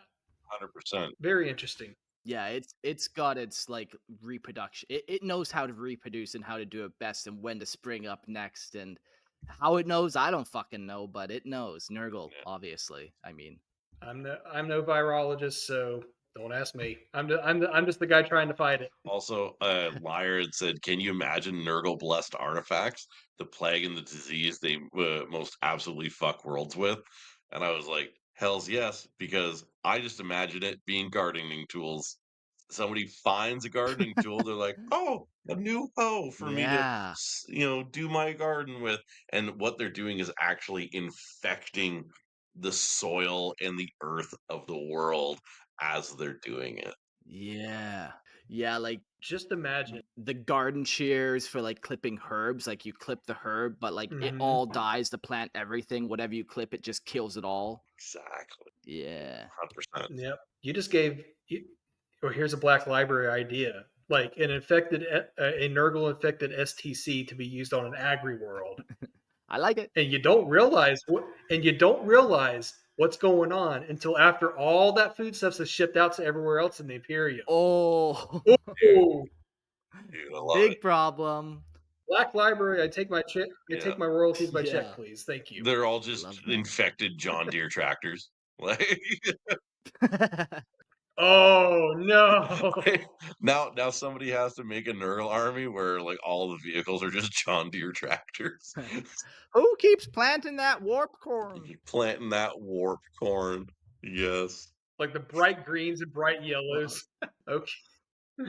One more quick little tangent, and then we'll actually get on with the rest of the episode. The Cauldron and Nurgle was something that I think Brody had mentioned earlier in the notes. That actually was like a minor plot point in Warhammer Fantasy because it actually shows up in the physical realm, and it is currently under the or in the possession of the Skaven, specifically Clan Pestilence.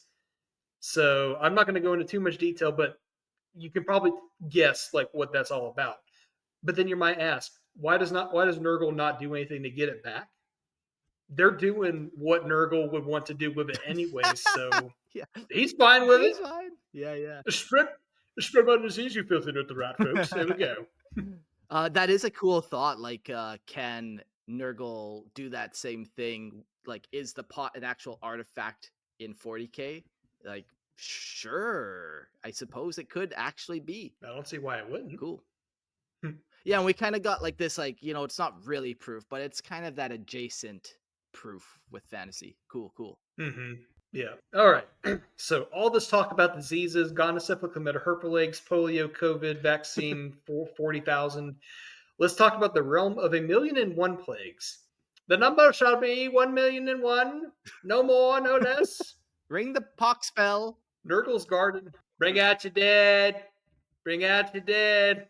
Nurgle's garden is vast and ever changing, with fleeting regions that rise and fall with the ebb and flow of his plagues. Some of these places exist only in the dying visions of the infected, glimpsed in their final breaths. The Death Bell lily fields are one such place, where each life claimed by Nurgle's disease causes a pale flower to bloom and toll, marking the success of his work. I'd like to just I like to just imagine there's just like that field and it's just ding ding ding ding ding ding ding ding ding ding. There's like miles upon miles wide. If we're just talking about the whole galaxy here. The Hanging Gardens of Thushborg are another such region, a grisly tribute to the great unclean one's victory over orcs on Hurax. Here, the intestines of the orcs' colonies fall and hang from trees, rotting but never fully decaying, a testament to Thushborg's eternal gratitude. The garden teems with Nurgle's minions. Plague bearers sort the organs of the dead. Beasts of Nurgles frolic in the fields of twisted crops, and Nurglings play in hills formed by vomit from the great unclean ones. This land, full of life and decay, is both a playground for his followers and a living laboratory where Nurgle refines his plagues, constantly shaping his realm as a model for the rebirth of the universe. Hills of vomit. Beautiful. Let's talk about smells again and the hills of vomit. No, I don't want to. Mm-mm. That sounds terrible. Sounds terrible. Nope. Nope. Oh boy. Vomit from. Ugh. Now you guys got me thinking about vomit. I don't want to talk about it anymore. Okay. What about shit? Perfect. Let's talk about it. What about hills of shit? Now you're speaking my language. Now we're in business. I just ate supper right before we started recording. Why are you doing this to me? Am I being punished here? Hey man, you knew it was Nurgle. This is your problem. Yeah, just be happy it's not Slanish episode because we're talking about the same things, but Oh. we're doing very different no. things with it. Oh boy. Speaking of Slanesh, the caged maiden. When Slanesh awoke during the fall of the Eldari, he destroyed their gods. Yet one myth persists that Aisha, the maiden goddess of fertility, survived. Rather than absorbing her like the others, Slanesh imprisoned Aisha, but her fate took a strange turn. Nurgle, the Plague Lord, waged war against Slanesh, rescuing Aisha from her prison and bringing her to his domain. The pairing of a goddess of rejuvenation with a god of decay was odd, but Nurgle grew fond of her in his own twisted way. In Nurgle's realm, Aisha is kept in a rusted cage beside his cauldron chamber, where he brews his plagues. Each time he creates a new pestilence, Nurgle forces Aisha to drink it, watching as she resists the effects with her healing powers. If the disease pleases him, it is released upon the mortal worlds. If not, Nurgle drinks it himself and starts again. Though imprisoned, Aisha fights back in her own way, whispering cures into the universe, hoping mortals may resist the Plague Lord's touch. Yeah, we did a episode on Eldar mythology, maybe 10 episodes back, not too long ago, and we definitely dive a lot more into the myth of Isha and what that kind of means, even just for the Eldar as a whole. Like, okay, so just like that cauldron, all of a sudden is a tangible object or whatever. Isha is apparently like a real, being or entity. What was it? We don't know. But Nurgle has her. And that'd be another cool one of those things that you broke into Nurgle's garden and kind of, if you had one thing to take, you take the caged maiden. You know, could be neat to find out. I wonder if after 10 or 15,000 years, Isha decided, you know what? I think I'd rather be eaten by Slanesh at this point. Yeah, man. Oh, well, you know what? She still seems to have hope though. Like she's still whispering cures to mortals, and she's still drinking the poison, hoping that like, okay, if I can beat this, then the mortals don't have to. So she's not defeated yet, at least. No, and like especially like her being a goddess of rejuvenation and him a goddess sorry, a god Nurgle the goddess. um So yeah, hot. big titty Nurgles coming at you. Um That's foul. Hey, when you're trying to impress the Eldar goddess, just tell her yeah, you have the body of a god. yeah, You didn't exactly. have to say which one. You did not know. Exactly. But yeah, so like the rejuvenation versus the god of decay, it's such a like in there it says it's an odd pairing, but it's not because he is rejuvenation in death. Like that's his thing, right? It's rebirth. Yeah, he is It's rebirth. his 6 Ds of Yeah. dodgeball The and six D's. rebirth. We both went there. If you can dodge a ball, you can dodge a virus. Yeah. So, but like, you know what I mean? Six Like, D's. rebirth is always it. And what is rebirth other than rejuvenation in life? So, is it an odd pairing? Yeah. I don't think it is. I think it's actually like opposites attract. He should have gotten to the god like the god of like infinite nothingness. Like that's what he should have had. Like nah, nah, nothing. I'm the god of nothing. It's like, well, shit, I'm the god of life and decay and everything like that. And you and me are not going to get along. And then they somehow, it's a love story. Yeah. Yeah, Nurgle's dating up on this one for sure. Exactly. Dating No. up. Dating. Yeah. Dating up. For sure. For sure. Tale as old as time. Liar says stupid sexy Nurgle. Stupid sexy Nurgle. Stop it. Stop flaunting yourself in your garden. Stop it. You're always walking around naked back there. I see what you're doing. I You're see, teasing me. I see you in between the cornrows. The great clean one is not real. The great clean one The can't great hurt you. clean one. Oh no. That is the most cursed Warhammer image I've ever seen in my life. The great clean one. Ugh, awful. I gotta Google that. It's terrible. Oh, you will not be disappointed. Oh Yeah, no. It's just like a smooth, great, unclean one. So there's no poxes or boil. It just looks yeah. Just like a demon sumo wrestler, it's actually. you're not wrong. Oh. That is oh. Yeah. Also, I think that's what like a nerdling would look like in real life, like life size scale nerdling. Yikes. So Love good. it.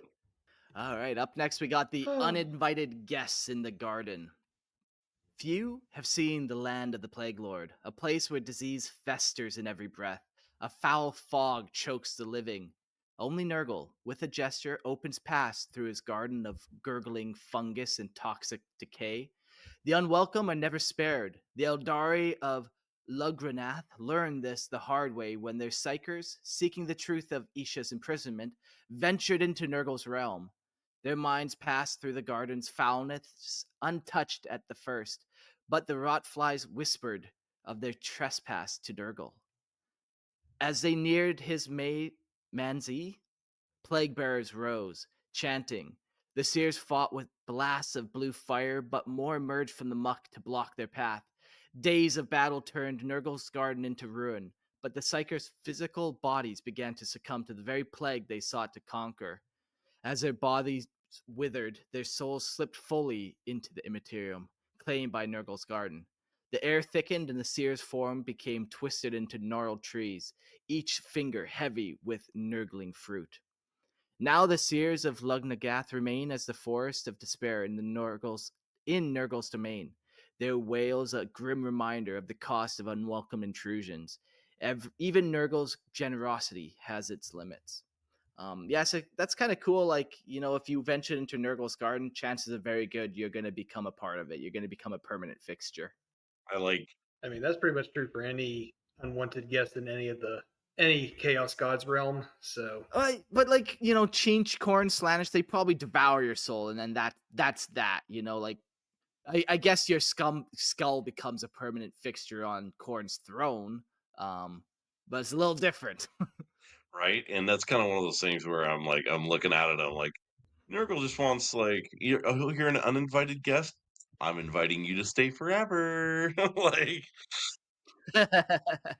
just Well, yeah. you're in luck. Oh, you like my garden? Oh my god, you're gonna be a part of it. Like, forever. And they're gonna tell you about all the flowers, It's- and you're gonna call me daddy.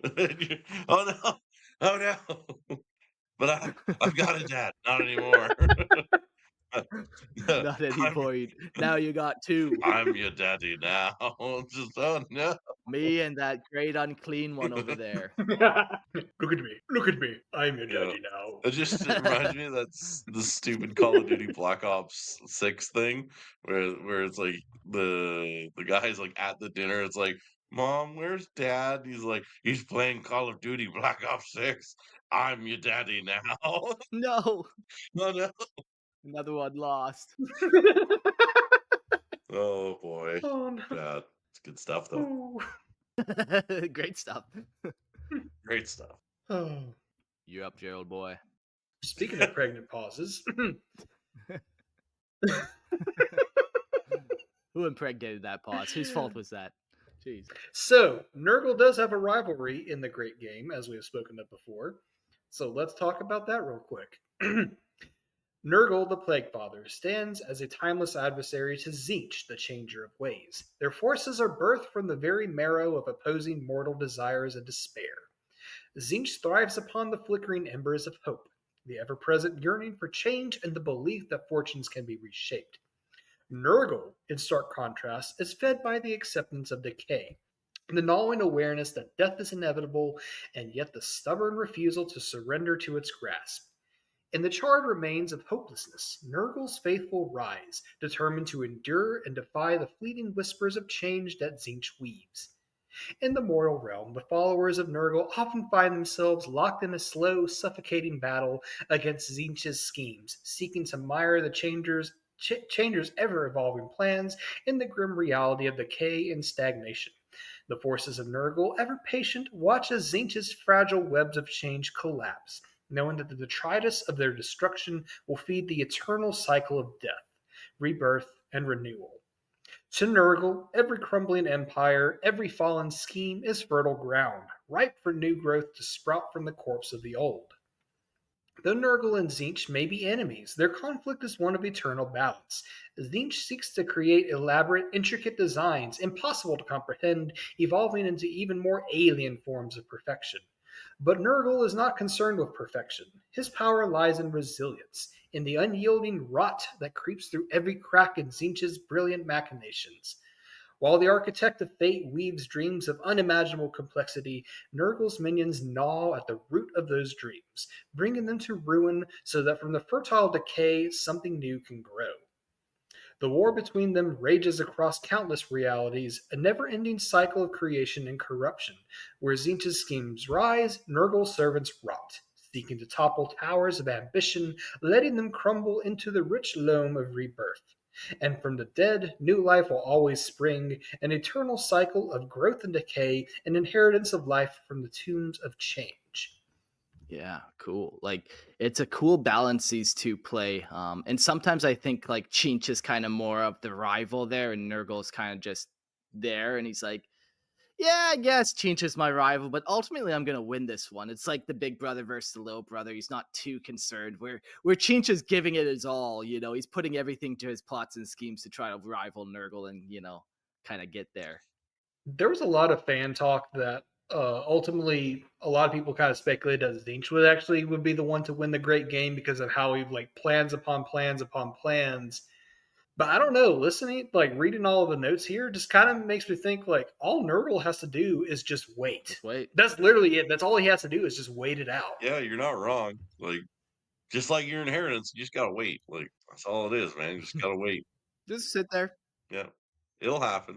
So we talked about rivalries, and now this is kind of a thought that I was kind of having, was the preferred ally. So this isn't necessarily canon, this concept of preferred, but let's see what we kind Yeah. of get. Nurgle in his eternal dance of decay and rebirth finds a curious kinship with the chaos god Korn.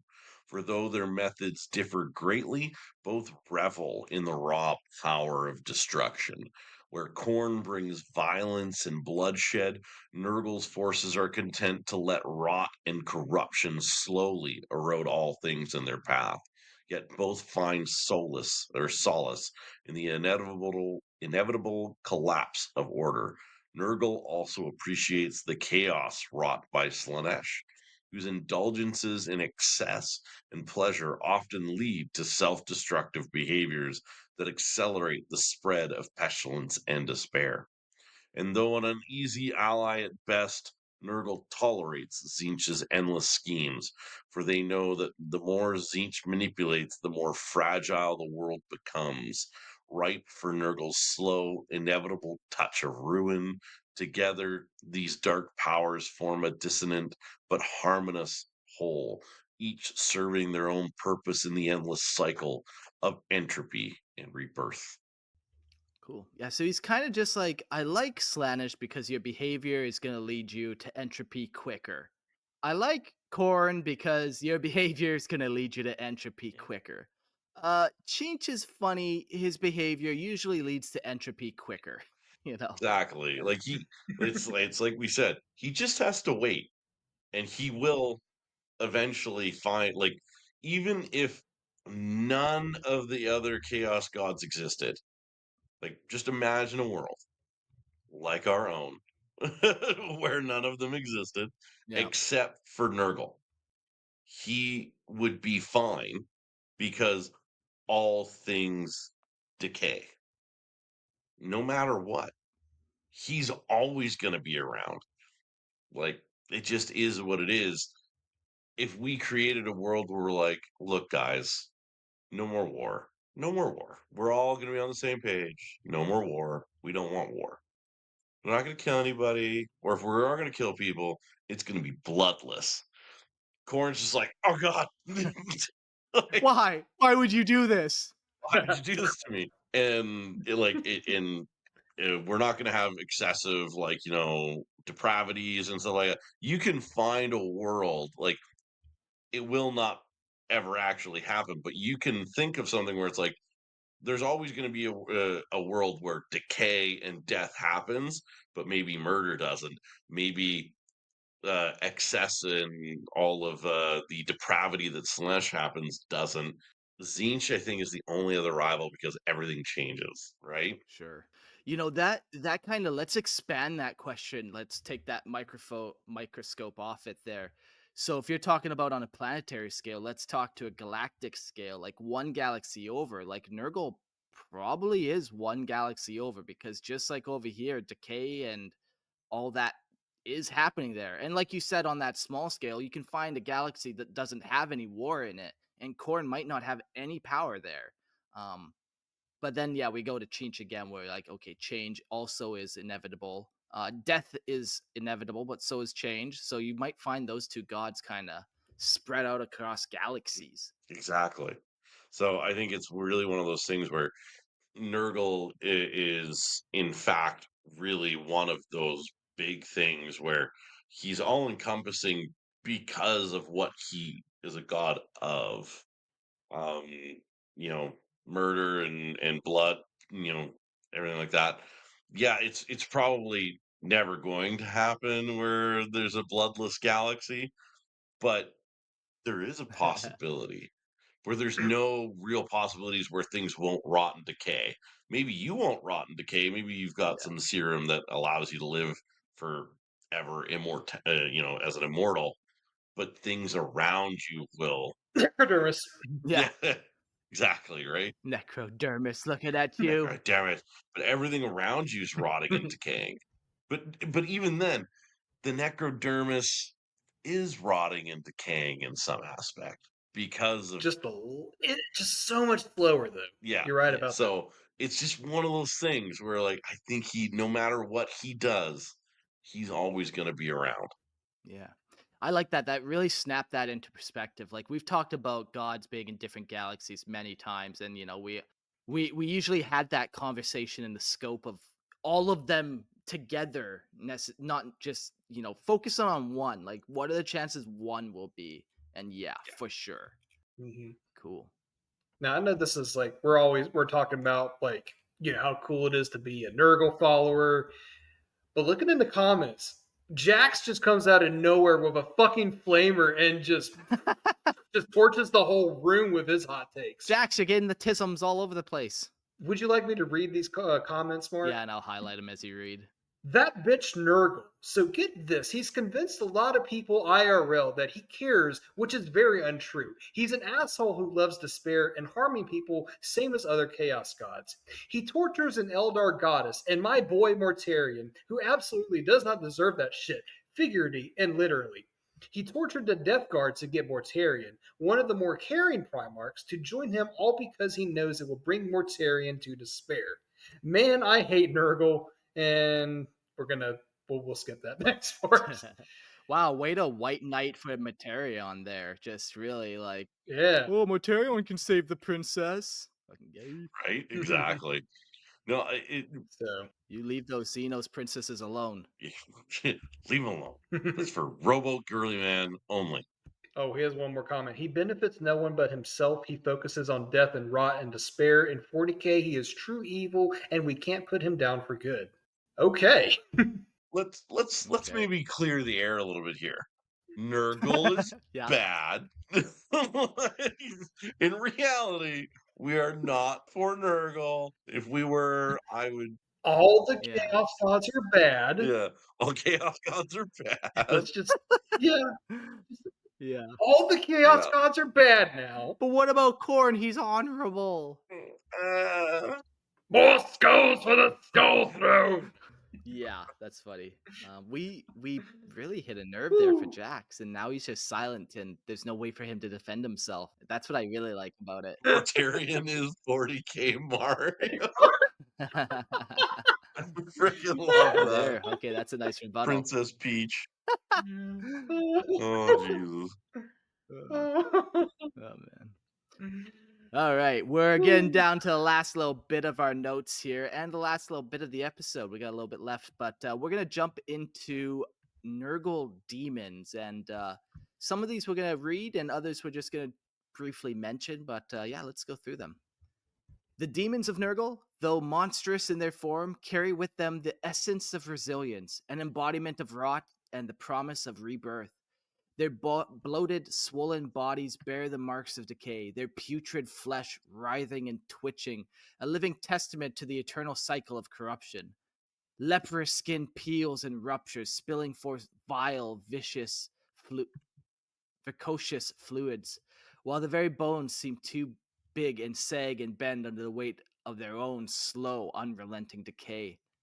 But beneath this grotesque visage lies an unsettling vitality. For all their corruption, these demons exude a particular warmth, a twisted joy that pulses from the very marrow of their being.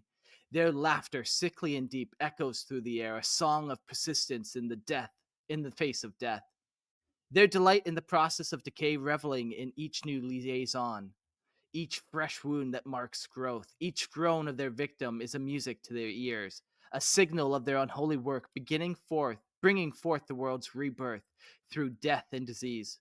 For in their rot they see not an end, but a new beginning, as the very fabric of life reshapes itself under the ever watchful gaze of the putrid Lord. Um, I wonder if and we won't have an answer for this. This is a huge question, but I wonder like if Nurgle knows that at the end of the universe, when everything end, if another big bang happens and the spark of life and the cycle of life begins anew, and it's always everything is this scale, whether we're looking at the small life form scale or even the cosmic scale. Hard to say. Yeah. It's Yeah. yeah, you don't really know how to like it's six of one, half dozen the other. There's no good answer. It's just yeah. Mm-mm. That's just things you think about in the middle of the night when you're taking a shit, and then you go back to bed like a normal Tell person. you right now, I'm gonna wake up with a fever dream. So not only are we acting in service to Nurgle, we're thinking about things in service to Nurgle. So Yeah, exactly. I know we like to apply like what he does to like a biological level, but that kind of makes me wonder like, so what scale does this can does he have this grasp? Like the heat death of the universe, does he have any kind of control over that? Or is that part of his domain, even though it's not necessarily like a living being like you and me? Yeah. So that's an interesting Is just because it's theory. the end of our universe, the warp is a different universe. So it would, in theory, live on. And if the our universe was rebirthed or whatever, Nurgle would still be there, like ready to go again. Yep. For sure, for sure. Fun. Crazy. Okay. So we got some demon princes. And, oh, we got a quote finally. Okay, this is a quote from Demon Prince Galferth. That's all I'm going to say it. Addressing the diseased inhabitants of the conquered city of Kula 7. Rejoice, children!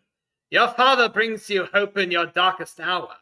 Let those who would accept his gifts come forth and receive the blessings of the Lord of Decay. Cast away your crutches and doubts. Put aside beliefs in a false master who fills your hearts with lies, sorrow, and regrets. Embrace in the glorious gifts of rot and decay. Revel in the beauty of putrescence and be reborn a living symbol of perseverance. Yeah, cool. Become the demon prince. Get the blessings. Get the honor. Get the girl. Right. Isha, You of should. course. Tell that girl you have the body of a god. Yeah. Yeah, Nurgle recommends locking women up in your basement. That's the Nurgle approach to dating. Lorehammer Legal, however, does not recommend that approach. So just to Forever clarify legal. that. Neither does Grimlore Legal, since we also covered Nurgle there too. There you go. Yeah, that's a cool quote. We wrote a bunch of information about the demon princes, greater demons, but maybe we'll just summarize them so we can get to some call-ins. Yeah, demon princes are what you expect. They're mortals that fell to chaos, and what I kind of picture a different animal and then turn that into some type of demon prince. Like, the fly is very common. A maggot demon prince, like anything gross and crawly, almost you can kind of demify that. Get a cool kind of unique demon prince that way. Hell yeah. We got greater demons, and in the greater demons, they're the great unclean ones, and they look very much like Nurgle, and they pretty much are Nurgle in essence. Like they would do the exact same thing as Nurgle would want to do. Um, yeah, they're just towering, pus infected, bloated, disease nightmare creatures. But they're happy, so that's nice. Exactly. They're so happy. Um, then we jump to the lesser demons, and we got another fun quote here. We got two of them actually. So maybe Brody, read this first quote for the plague bearers if you Yeah. want. Buboes, phlegm, blood and guts, boils, boogies, rotten pus, blisters, fevers, weeping sores from your wounds, the fester pours. Chant sung by plague Very demons during battle. very cool. Yeah, the plague Paris demons are very interesting in the way they operate. They're almost dual fold. Like in a sense, they're almost all demon princes, but the key difference is they don't have power to wield. So yeah, plague bearers, they're all the corrupted souls of mortals who have embraced Nurgle's blessings. So yeah, there's that guy who's covered in pustules. When he dies, his soul then goes to Nurgle's garden and is reborn as a plague bearer, as like this, lesser demon of Nurgle. So that's pretty cool how that operates. It's pretty different than the other gods. Up next, we got Nurglings, which, they're kind of like great unclean ones, but smaller, more mischievous. Um, they're just like these little fat babies that are just like gross, covered in snot, but always laughing and happy. So that's kind of nice about them. I found this one cool kind of subcategory of Nurgling called glitchlings, and maybe I'll read that here. Oh man, fuck! I skipped over the other quote of plague bearers. Gerald, do you have that pulled up? Yeah. Yeah, So many wondrous joys, so many hopes and dreams. Oh, Plaguefather, your gifts are boundless. Still, I will make an accounting of them. nice, Plus, small plague bearer of Nurgle. nice. You gotta take account for how many diseases you got. You gotta be the first one to get them all. There actually is I think it's in Age of Sigmar. There is a Nurgle model called the Tallyman of Nurgle. I So think he exists in It's, 40K too. hey, Mr. I Tallyman, think you're right. tally me pustules. Umba wamba falamba shit. That's a fun song. Very nurgly. Glitchlegs. Hey, oh. Glitchlings are strange, corrupted manifestations of Nurgle's power, lesser demons born from the broken and decaying technology that would long abandoned. These bizarre creatures appear as twisted amalgamations of decayed organic matter and malfunctioning machines, their bodies a chaotic mess of rusted gears, shattered circuits, and putrid flesh. Their forms flicker and distort as if the very fabric of existence is a glitch in the constantly shifting between moments and physical cohesion and entropy. They scuttle erratically, their movements jagged and unpredictable, often accompanied by the grinding of malfunctioning machinery and cacophony of static. Their eyes, a glowing of unnatural light, gleam from beneath the layers of twisted metal and rotting skin, exuding an eerie sense of both disease and malfunction. Like all Nurglings, lesser demons, glitchlings spread unholy blessings. They do so in a manner that is both strange and unsettling by infecting and disrupting technology itself, turning once pristine machines into festering, corrupted tools of destruction. Their mere presence causes systems to fail, engines to seize, and data to decay, a reminder that even the most advanced creations cannot escape the inevitable decay of Nurgle's eternal grasp. Yeah, man, anytime there's a glitch in this machine, all of a sudden you're like, fucking glitchling. Is my machine possessed by glitchlings? No, Mark, you just need to clean your computer. It's old. Not everything's a glitchling. Praise be the Omnissiah. I'm telling you right now, the Yeah, glitchlings are everywhere. they're everywhere. They're everywhere. I'm not gonna lie, Yeah, that's sick. I love the idea of like these amalgamations of machine and flesh and how they're somehow more machine than they are flesh, and they're more diseased than a machine could ever truly be. And therefore it makes them like have like a glitch and they're just like "Bah," and then now they're not there anymore. And you're like, how do you try? You see that on a you're an Imperial Guardsman. You're on a world and you're just like, Sergeant, I swear, it was machine. It was oozing. And then bang, it wasn't there anymore. And that's when I shot Doug, who was behind it. that's when the las rifle Oh no. malfunctioned. Yeah, I mean, forget Imperial Guardsmen. This is like a good lore reason to have Necrons fight Nurgle. glitchlings. Yeah, Like yeah, for as far as I know, for most of tape for lore reasons, like Necrons don't really fool with chaos that much because it's like immaterium. But you have an avenue for this. It's great. Ooh, yeah, that's very interesting. I like that idea. yeah. It's cool too how this kind of expands.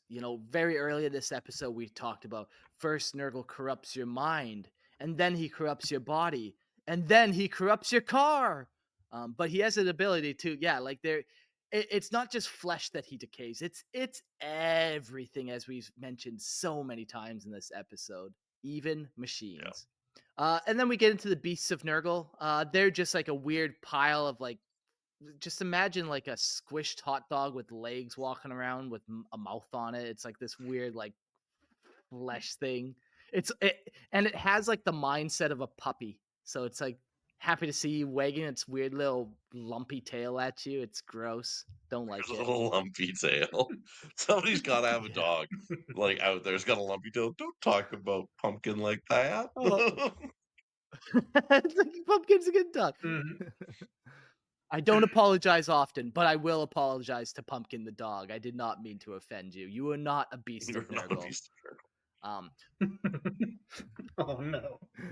we also have many flies. There are different types of flies, from rot flies to battle flies to bloat flies to plague flies. Some flies like to lay eggs in you. Some like to just shit on you. Some like to be ridden into Yeah. battle. Uh, some just spread Mm. disease. All types of flies. A fly for every day of the week, really. Fly for every occasion. Just like in fly fishing, Fly. the fly not fishing. Yeah. It's a good time. And the other beasts we have are the mullet musculoid. I think that's just like a fancy word for snail, Yeah. essentially. But yeah, snails, slime, gross, I guess. They like to have snail mounts, apparently. Slow. What's the deal with the snail? Why is that kind of tied in? I don't know. I think it might be like having to do with because like snails and slugs are found in gardens. Like it's that whole garden thing again. Like you find them in gardens. Okay, sure. They are slimy and kind of gross. And yeah, I think They kind of they're the kind of animals that feed off of the dead things, I see. so that way, yeah, like they feed off of the dead things, so that way new life can regrow from like because like what am I trying to say here? Nurgle feeds into death and rebirth, but you can't have too much death, otherwise there won't be no rebirth. Yeah. Basically, it's a good way to put it. It's a Yeah. fine balance. Cool. No, that's yeah. a great kind of observation about the snails and just how they kind of manage that right amount of death needed. Hmm.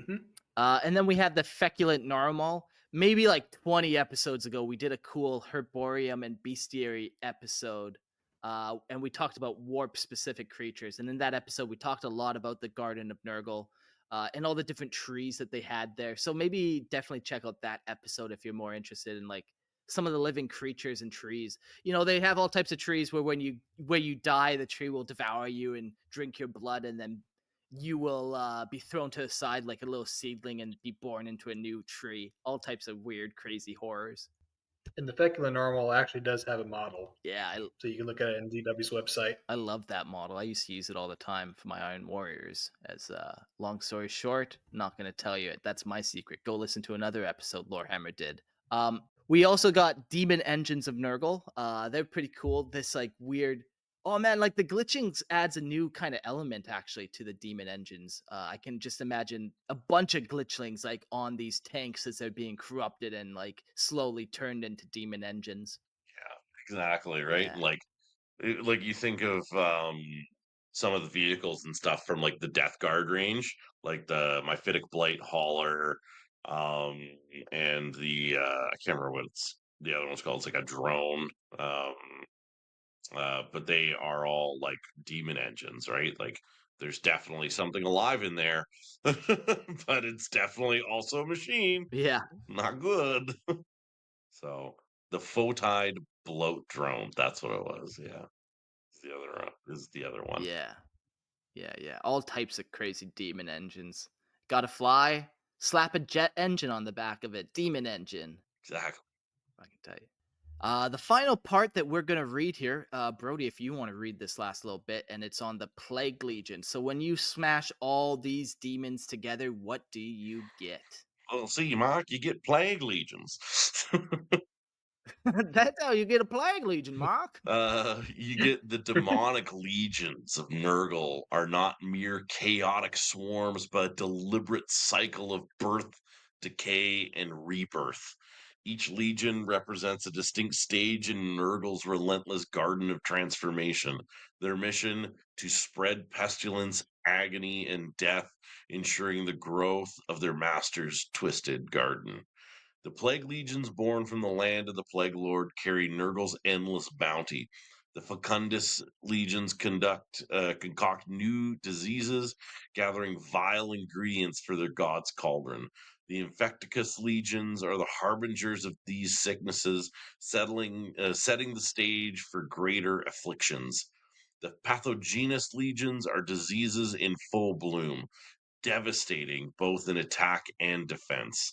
The epidemic legions expand relentlessly, turning initial victories into virulent outbreaks. The rot legions cultivate decay, ensuring that everything they touch withers. The morbidus legions harvest death, while the necrotis legions stand resilient, using despair as their weapon. Each legion is guided by a great unclean one, a greater demon who leads with the nurturing yet destructive touch of a parent. Their leadership is eccentric, often favoring different methods of warfare. Some prefer airborne plague drones, others rely on plague bearers or beasts of Nurgle. As the great unclean one matures, they cycle through the stages of decay, from fecundus to rot to necroticus, only to bloom anew with fresh disease to begin the cycle again. Beneath them are the leaders of each Taliban, demon princes or heralds with titles befitting their grotesque nature. The Taliban swell or shrink, expanding with Nurgle's strength and contracting when it wanes. At full power, a Taliban consists of 7 packs of plague bearers or plague drones, occasionally bolstered by beasts or Nurglings. Yet even these are fleeting, their presence tied to the whims of the cycle. I love how even these big, great, unclean ones follow this cyclical pattern. Where even in these legions, it's like, yeah, you go to this one, you follow the stages of the rot, and then eventually you're reborn yourself. Cool how much they tie that all in. Yeah, 100%. I think it's really interesting that whole each legion is its own section of disease, decay, and death, and everything like that. Like it's very cool how you Yeah. have like you can because I always thought like to myself like if I was playing Death Guard, or sorry, if I was playing Nurgle demons as like a an army, I always kind of thought to myself, they're just Nurgle demons. The Nurgle demons are Nurgle demons. The Legion of Nurgle. Woo. But now I'm like, hmm, you could have some really unique and interesting armies that you could craft and create based off of which legion you would like it to be. Yeah, like, are you just getting out there and spreading disease, or is your disease in full bloom and, like, your philosophy is more like the philosophy of champions because everything's, like, amped up and good Yeah, to go? yeah, Yeah. exactly. And the other interesting to point out with these legions, fecundus, infectus, pathogenus, epidemic, rot, morbidius, and Yeah. necroticus. 7 legions. Seven, seven different types of Yep. legions. Yeah, fucking cool. And see, and this is what I'm saying about that color, Nurgle's color, all these other symbols, they have power and meaning behind them, but apparently we just don't care when it comes to color, and that's fine. I'll get over it, I'm sure. The other thing too is like when we were talking about this and the whole color thing, this is another one where it would be just amazing to have some of these for like different colors for each legion. Like in my eyes, the um which one was it? The rot legions, they should be um rot to me is like uh I would say like black. Like the end of rot is black, right? And but the Sure. Necroticus Legion, that's green to me. Like I would definitely have like it's necrotic and green, like gangrene is what like I think with that. Yeah. And like the epidemic legions are like boils and pustules, but everything's the same kind of skin tone or like or whatever, right? Like it's very different and interesting. Yeah, Oh, how each legion could have that different color, but it all comes kind of comes back. I think you would be able to use green in every single one of them or brown. But yeah, it's good. I like it. yeah. And one more thing about the color, like just pitch your Nurgle army against an orc player or just orcs in general, because they're definitely going to assign power to whatever color you give them. Because obviously green is the best color, don't you know? Obviously. Oh. Well, the fun episode. Let's get to Collins right away. Lots of people on the list here. Let's get to Liar. Welcome to the show. How's it Hey going? boys, can you hear me? Yeah, perfect. Coming in. That's right. Howdy. Good, good. How you doing? Yeah. So let's do a health check. So far, none of us have a runny nose or a coughing, so we haven't been blessed by Nurgle. Well, my throat has been sore all day actually, so I think I'm getting there. I think this episode was predestined. Now here's the real question, liar. Did you start feeling this way right after Mark announced that it was Nurgle tonight or Nurgle this morning? Oh fuck no! Ooh. I woke up with it. I got a text to my fiance being like, "Yo, babe, throat's hurting." And then you check the Discord and you're like, God damn it, Mark. I got that same message, but for different reasons. Yeah, and then it was preordained. Mark just knew what was coming. It's great.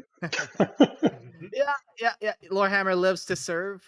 So how do you feel about Nurgle and his affliction so far? Are you enjoying it? You want Oh, more? You want oh to see what yeah. Nurgle Oh, has to offer? you know, I will revel in this sickness. I love it. It's feeling good. I used to be a Slanesh guy, but I think you sold me. I think you sold me on Papa Nurgle. I want his hug right now. It's what I need in my life. Yeah. Uh-huh. Uh-huh. Embrace Uh-huh. me, daddy. I'm happy we won over another Nurglite, I guess. I've been thinking about like the cult of Nurgle, which is kind of the mortal followers that follow him around, and how many different cool ways you can kind of incorporate it.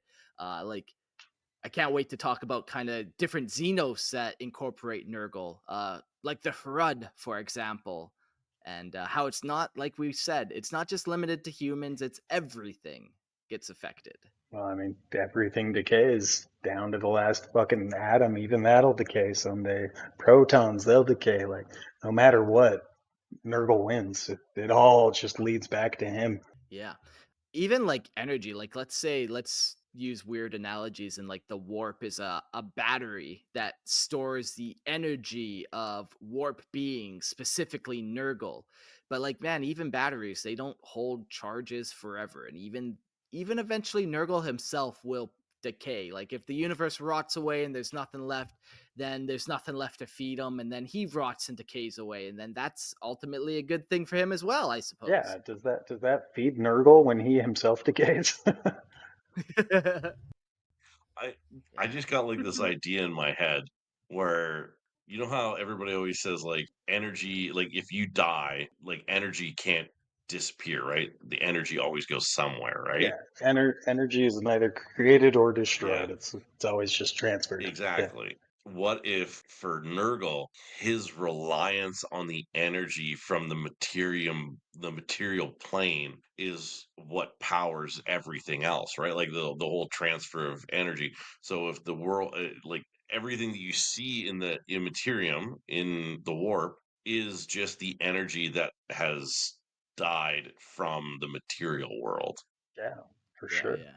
God of time, I can take that. God of energy, God of death, God of decay. God of time, God of Lord of God of all. entropy. Well, Lord, he's the, not, but Lord, he the is. Lord of all. He is powerful. We Papa Lord of shout all. Bless, peace supplications to them. praise Nurgle. Can I get an amen? Exactly. Hallelujah. Amen. I just, All right, liar. If you had one gift or blessing you could have from Nurgle, what would it be before we let you go? Oh, just, the ability to touch everybody else with my plague, which I'm at work right now already doing. So this is perfect. I'm already Oh, I blessed. love that for you. a real giver. Cough on everything here. That's funny. You're going around the workplace and just licking door handles and shit, just Yeah, yeah, for sure. Never wash my hands, of course. spreading disease. Good. Okay. Perfect. Doing Nurgle's work. Well, good for you. All right. Well, thanks for the call in, and we'll let you go here. Get to somebody else. Good night, guys. All right, thanks, Liar. Up next we got Grim. Give me a little nod here. How's it going, fellas? Welcome to the show. Just want to start this off with bring out your dead. Good. Bring out your dead. Yeah, Yes, I feel validated. Yes. I think that was like memeing him into existence the way you guys did. I was on the floor laughing. I'm trying to like build a model, and I'm sitting here like fucking giggling away, man. It was beautiful. I felt like a nerdling. You know, fart gas is all in this room. It's beautiful. Now, I got to tell you, Grim, I think it needs a little more cowbell. I like to love that. I'm telling you right now, it needs more plague All right, badges. one last one.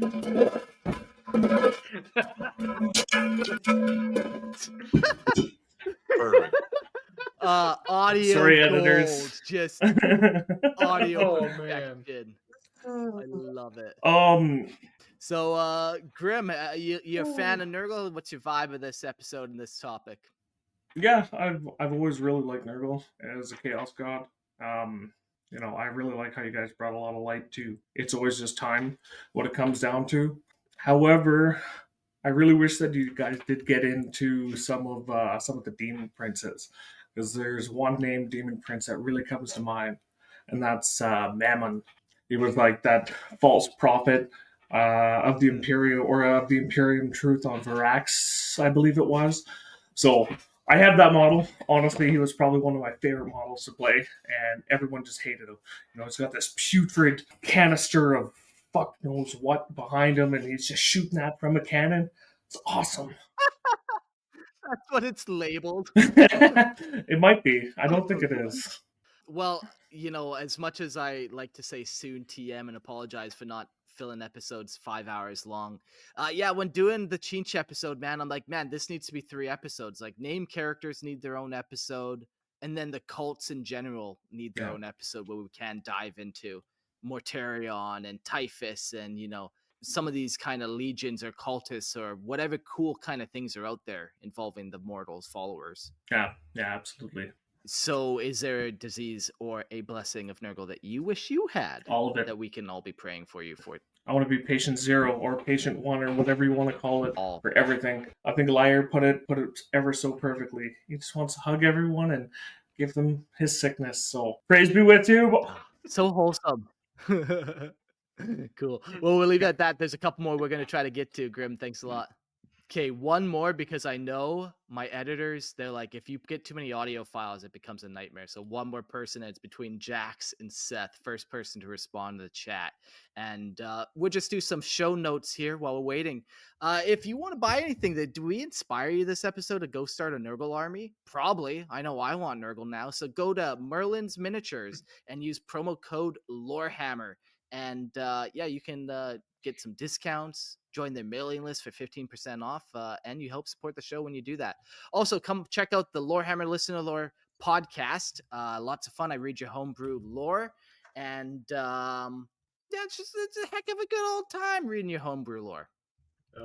Do we have a winner in the chat here? I think we are gonna go with Jax, it seems like. So hey, Jax, welcome. Yo, what's up, everybody? Can you hear me all right? Yeah, doing All right, good. all right. Have you been blessed by Nurgle? Because your camera's off, so I can only assume that you're covered in pusses and you're just saving us your gross visage. Or maybe even a glitchling got a stone. No, I'm looking great. You know why? Because I despise Nurgle with all my Ah. being. I hate that son of a gun so much. You're just jealous that you're not with Isha, I think. Right.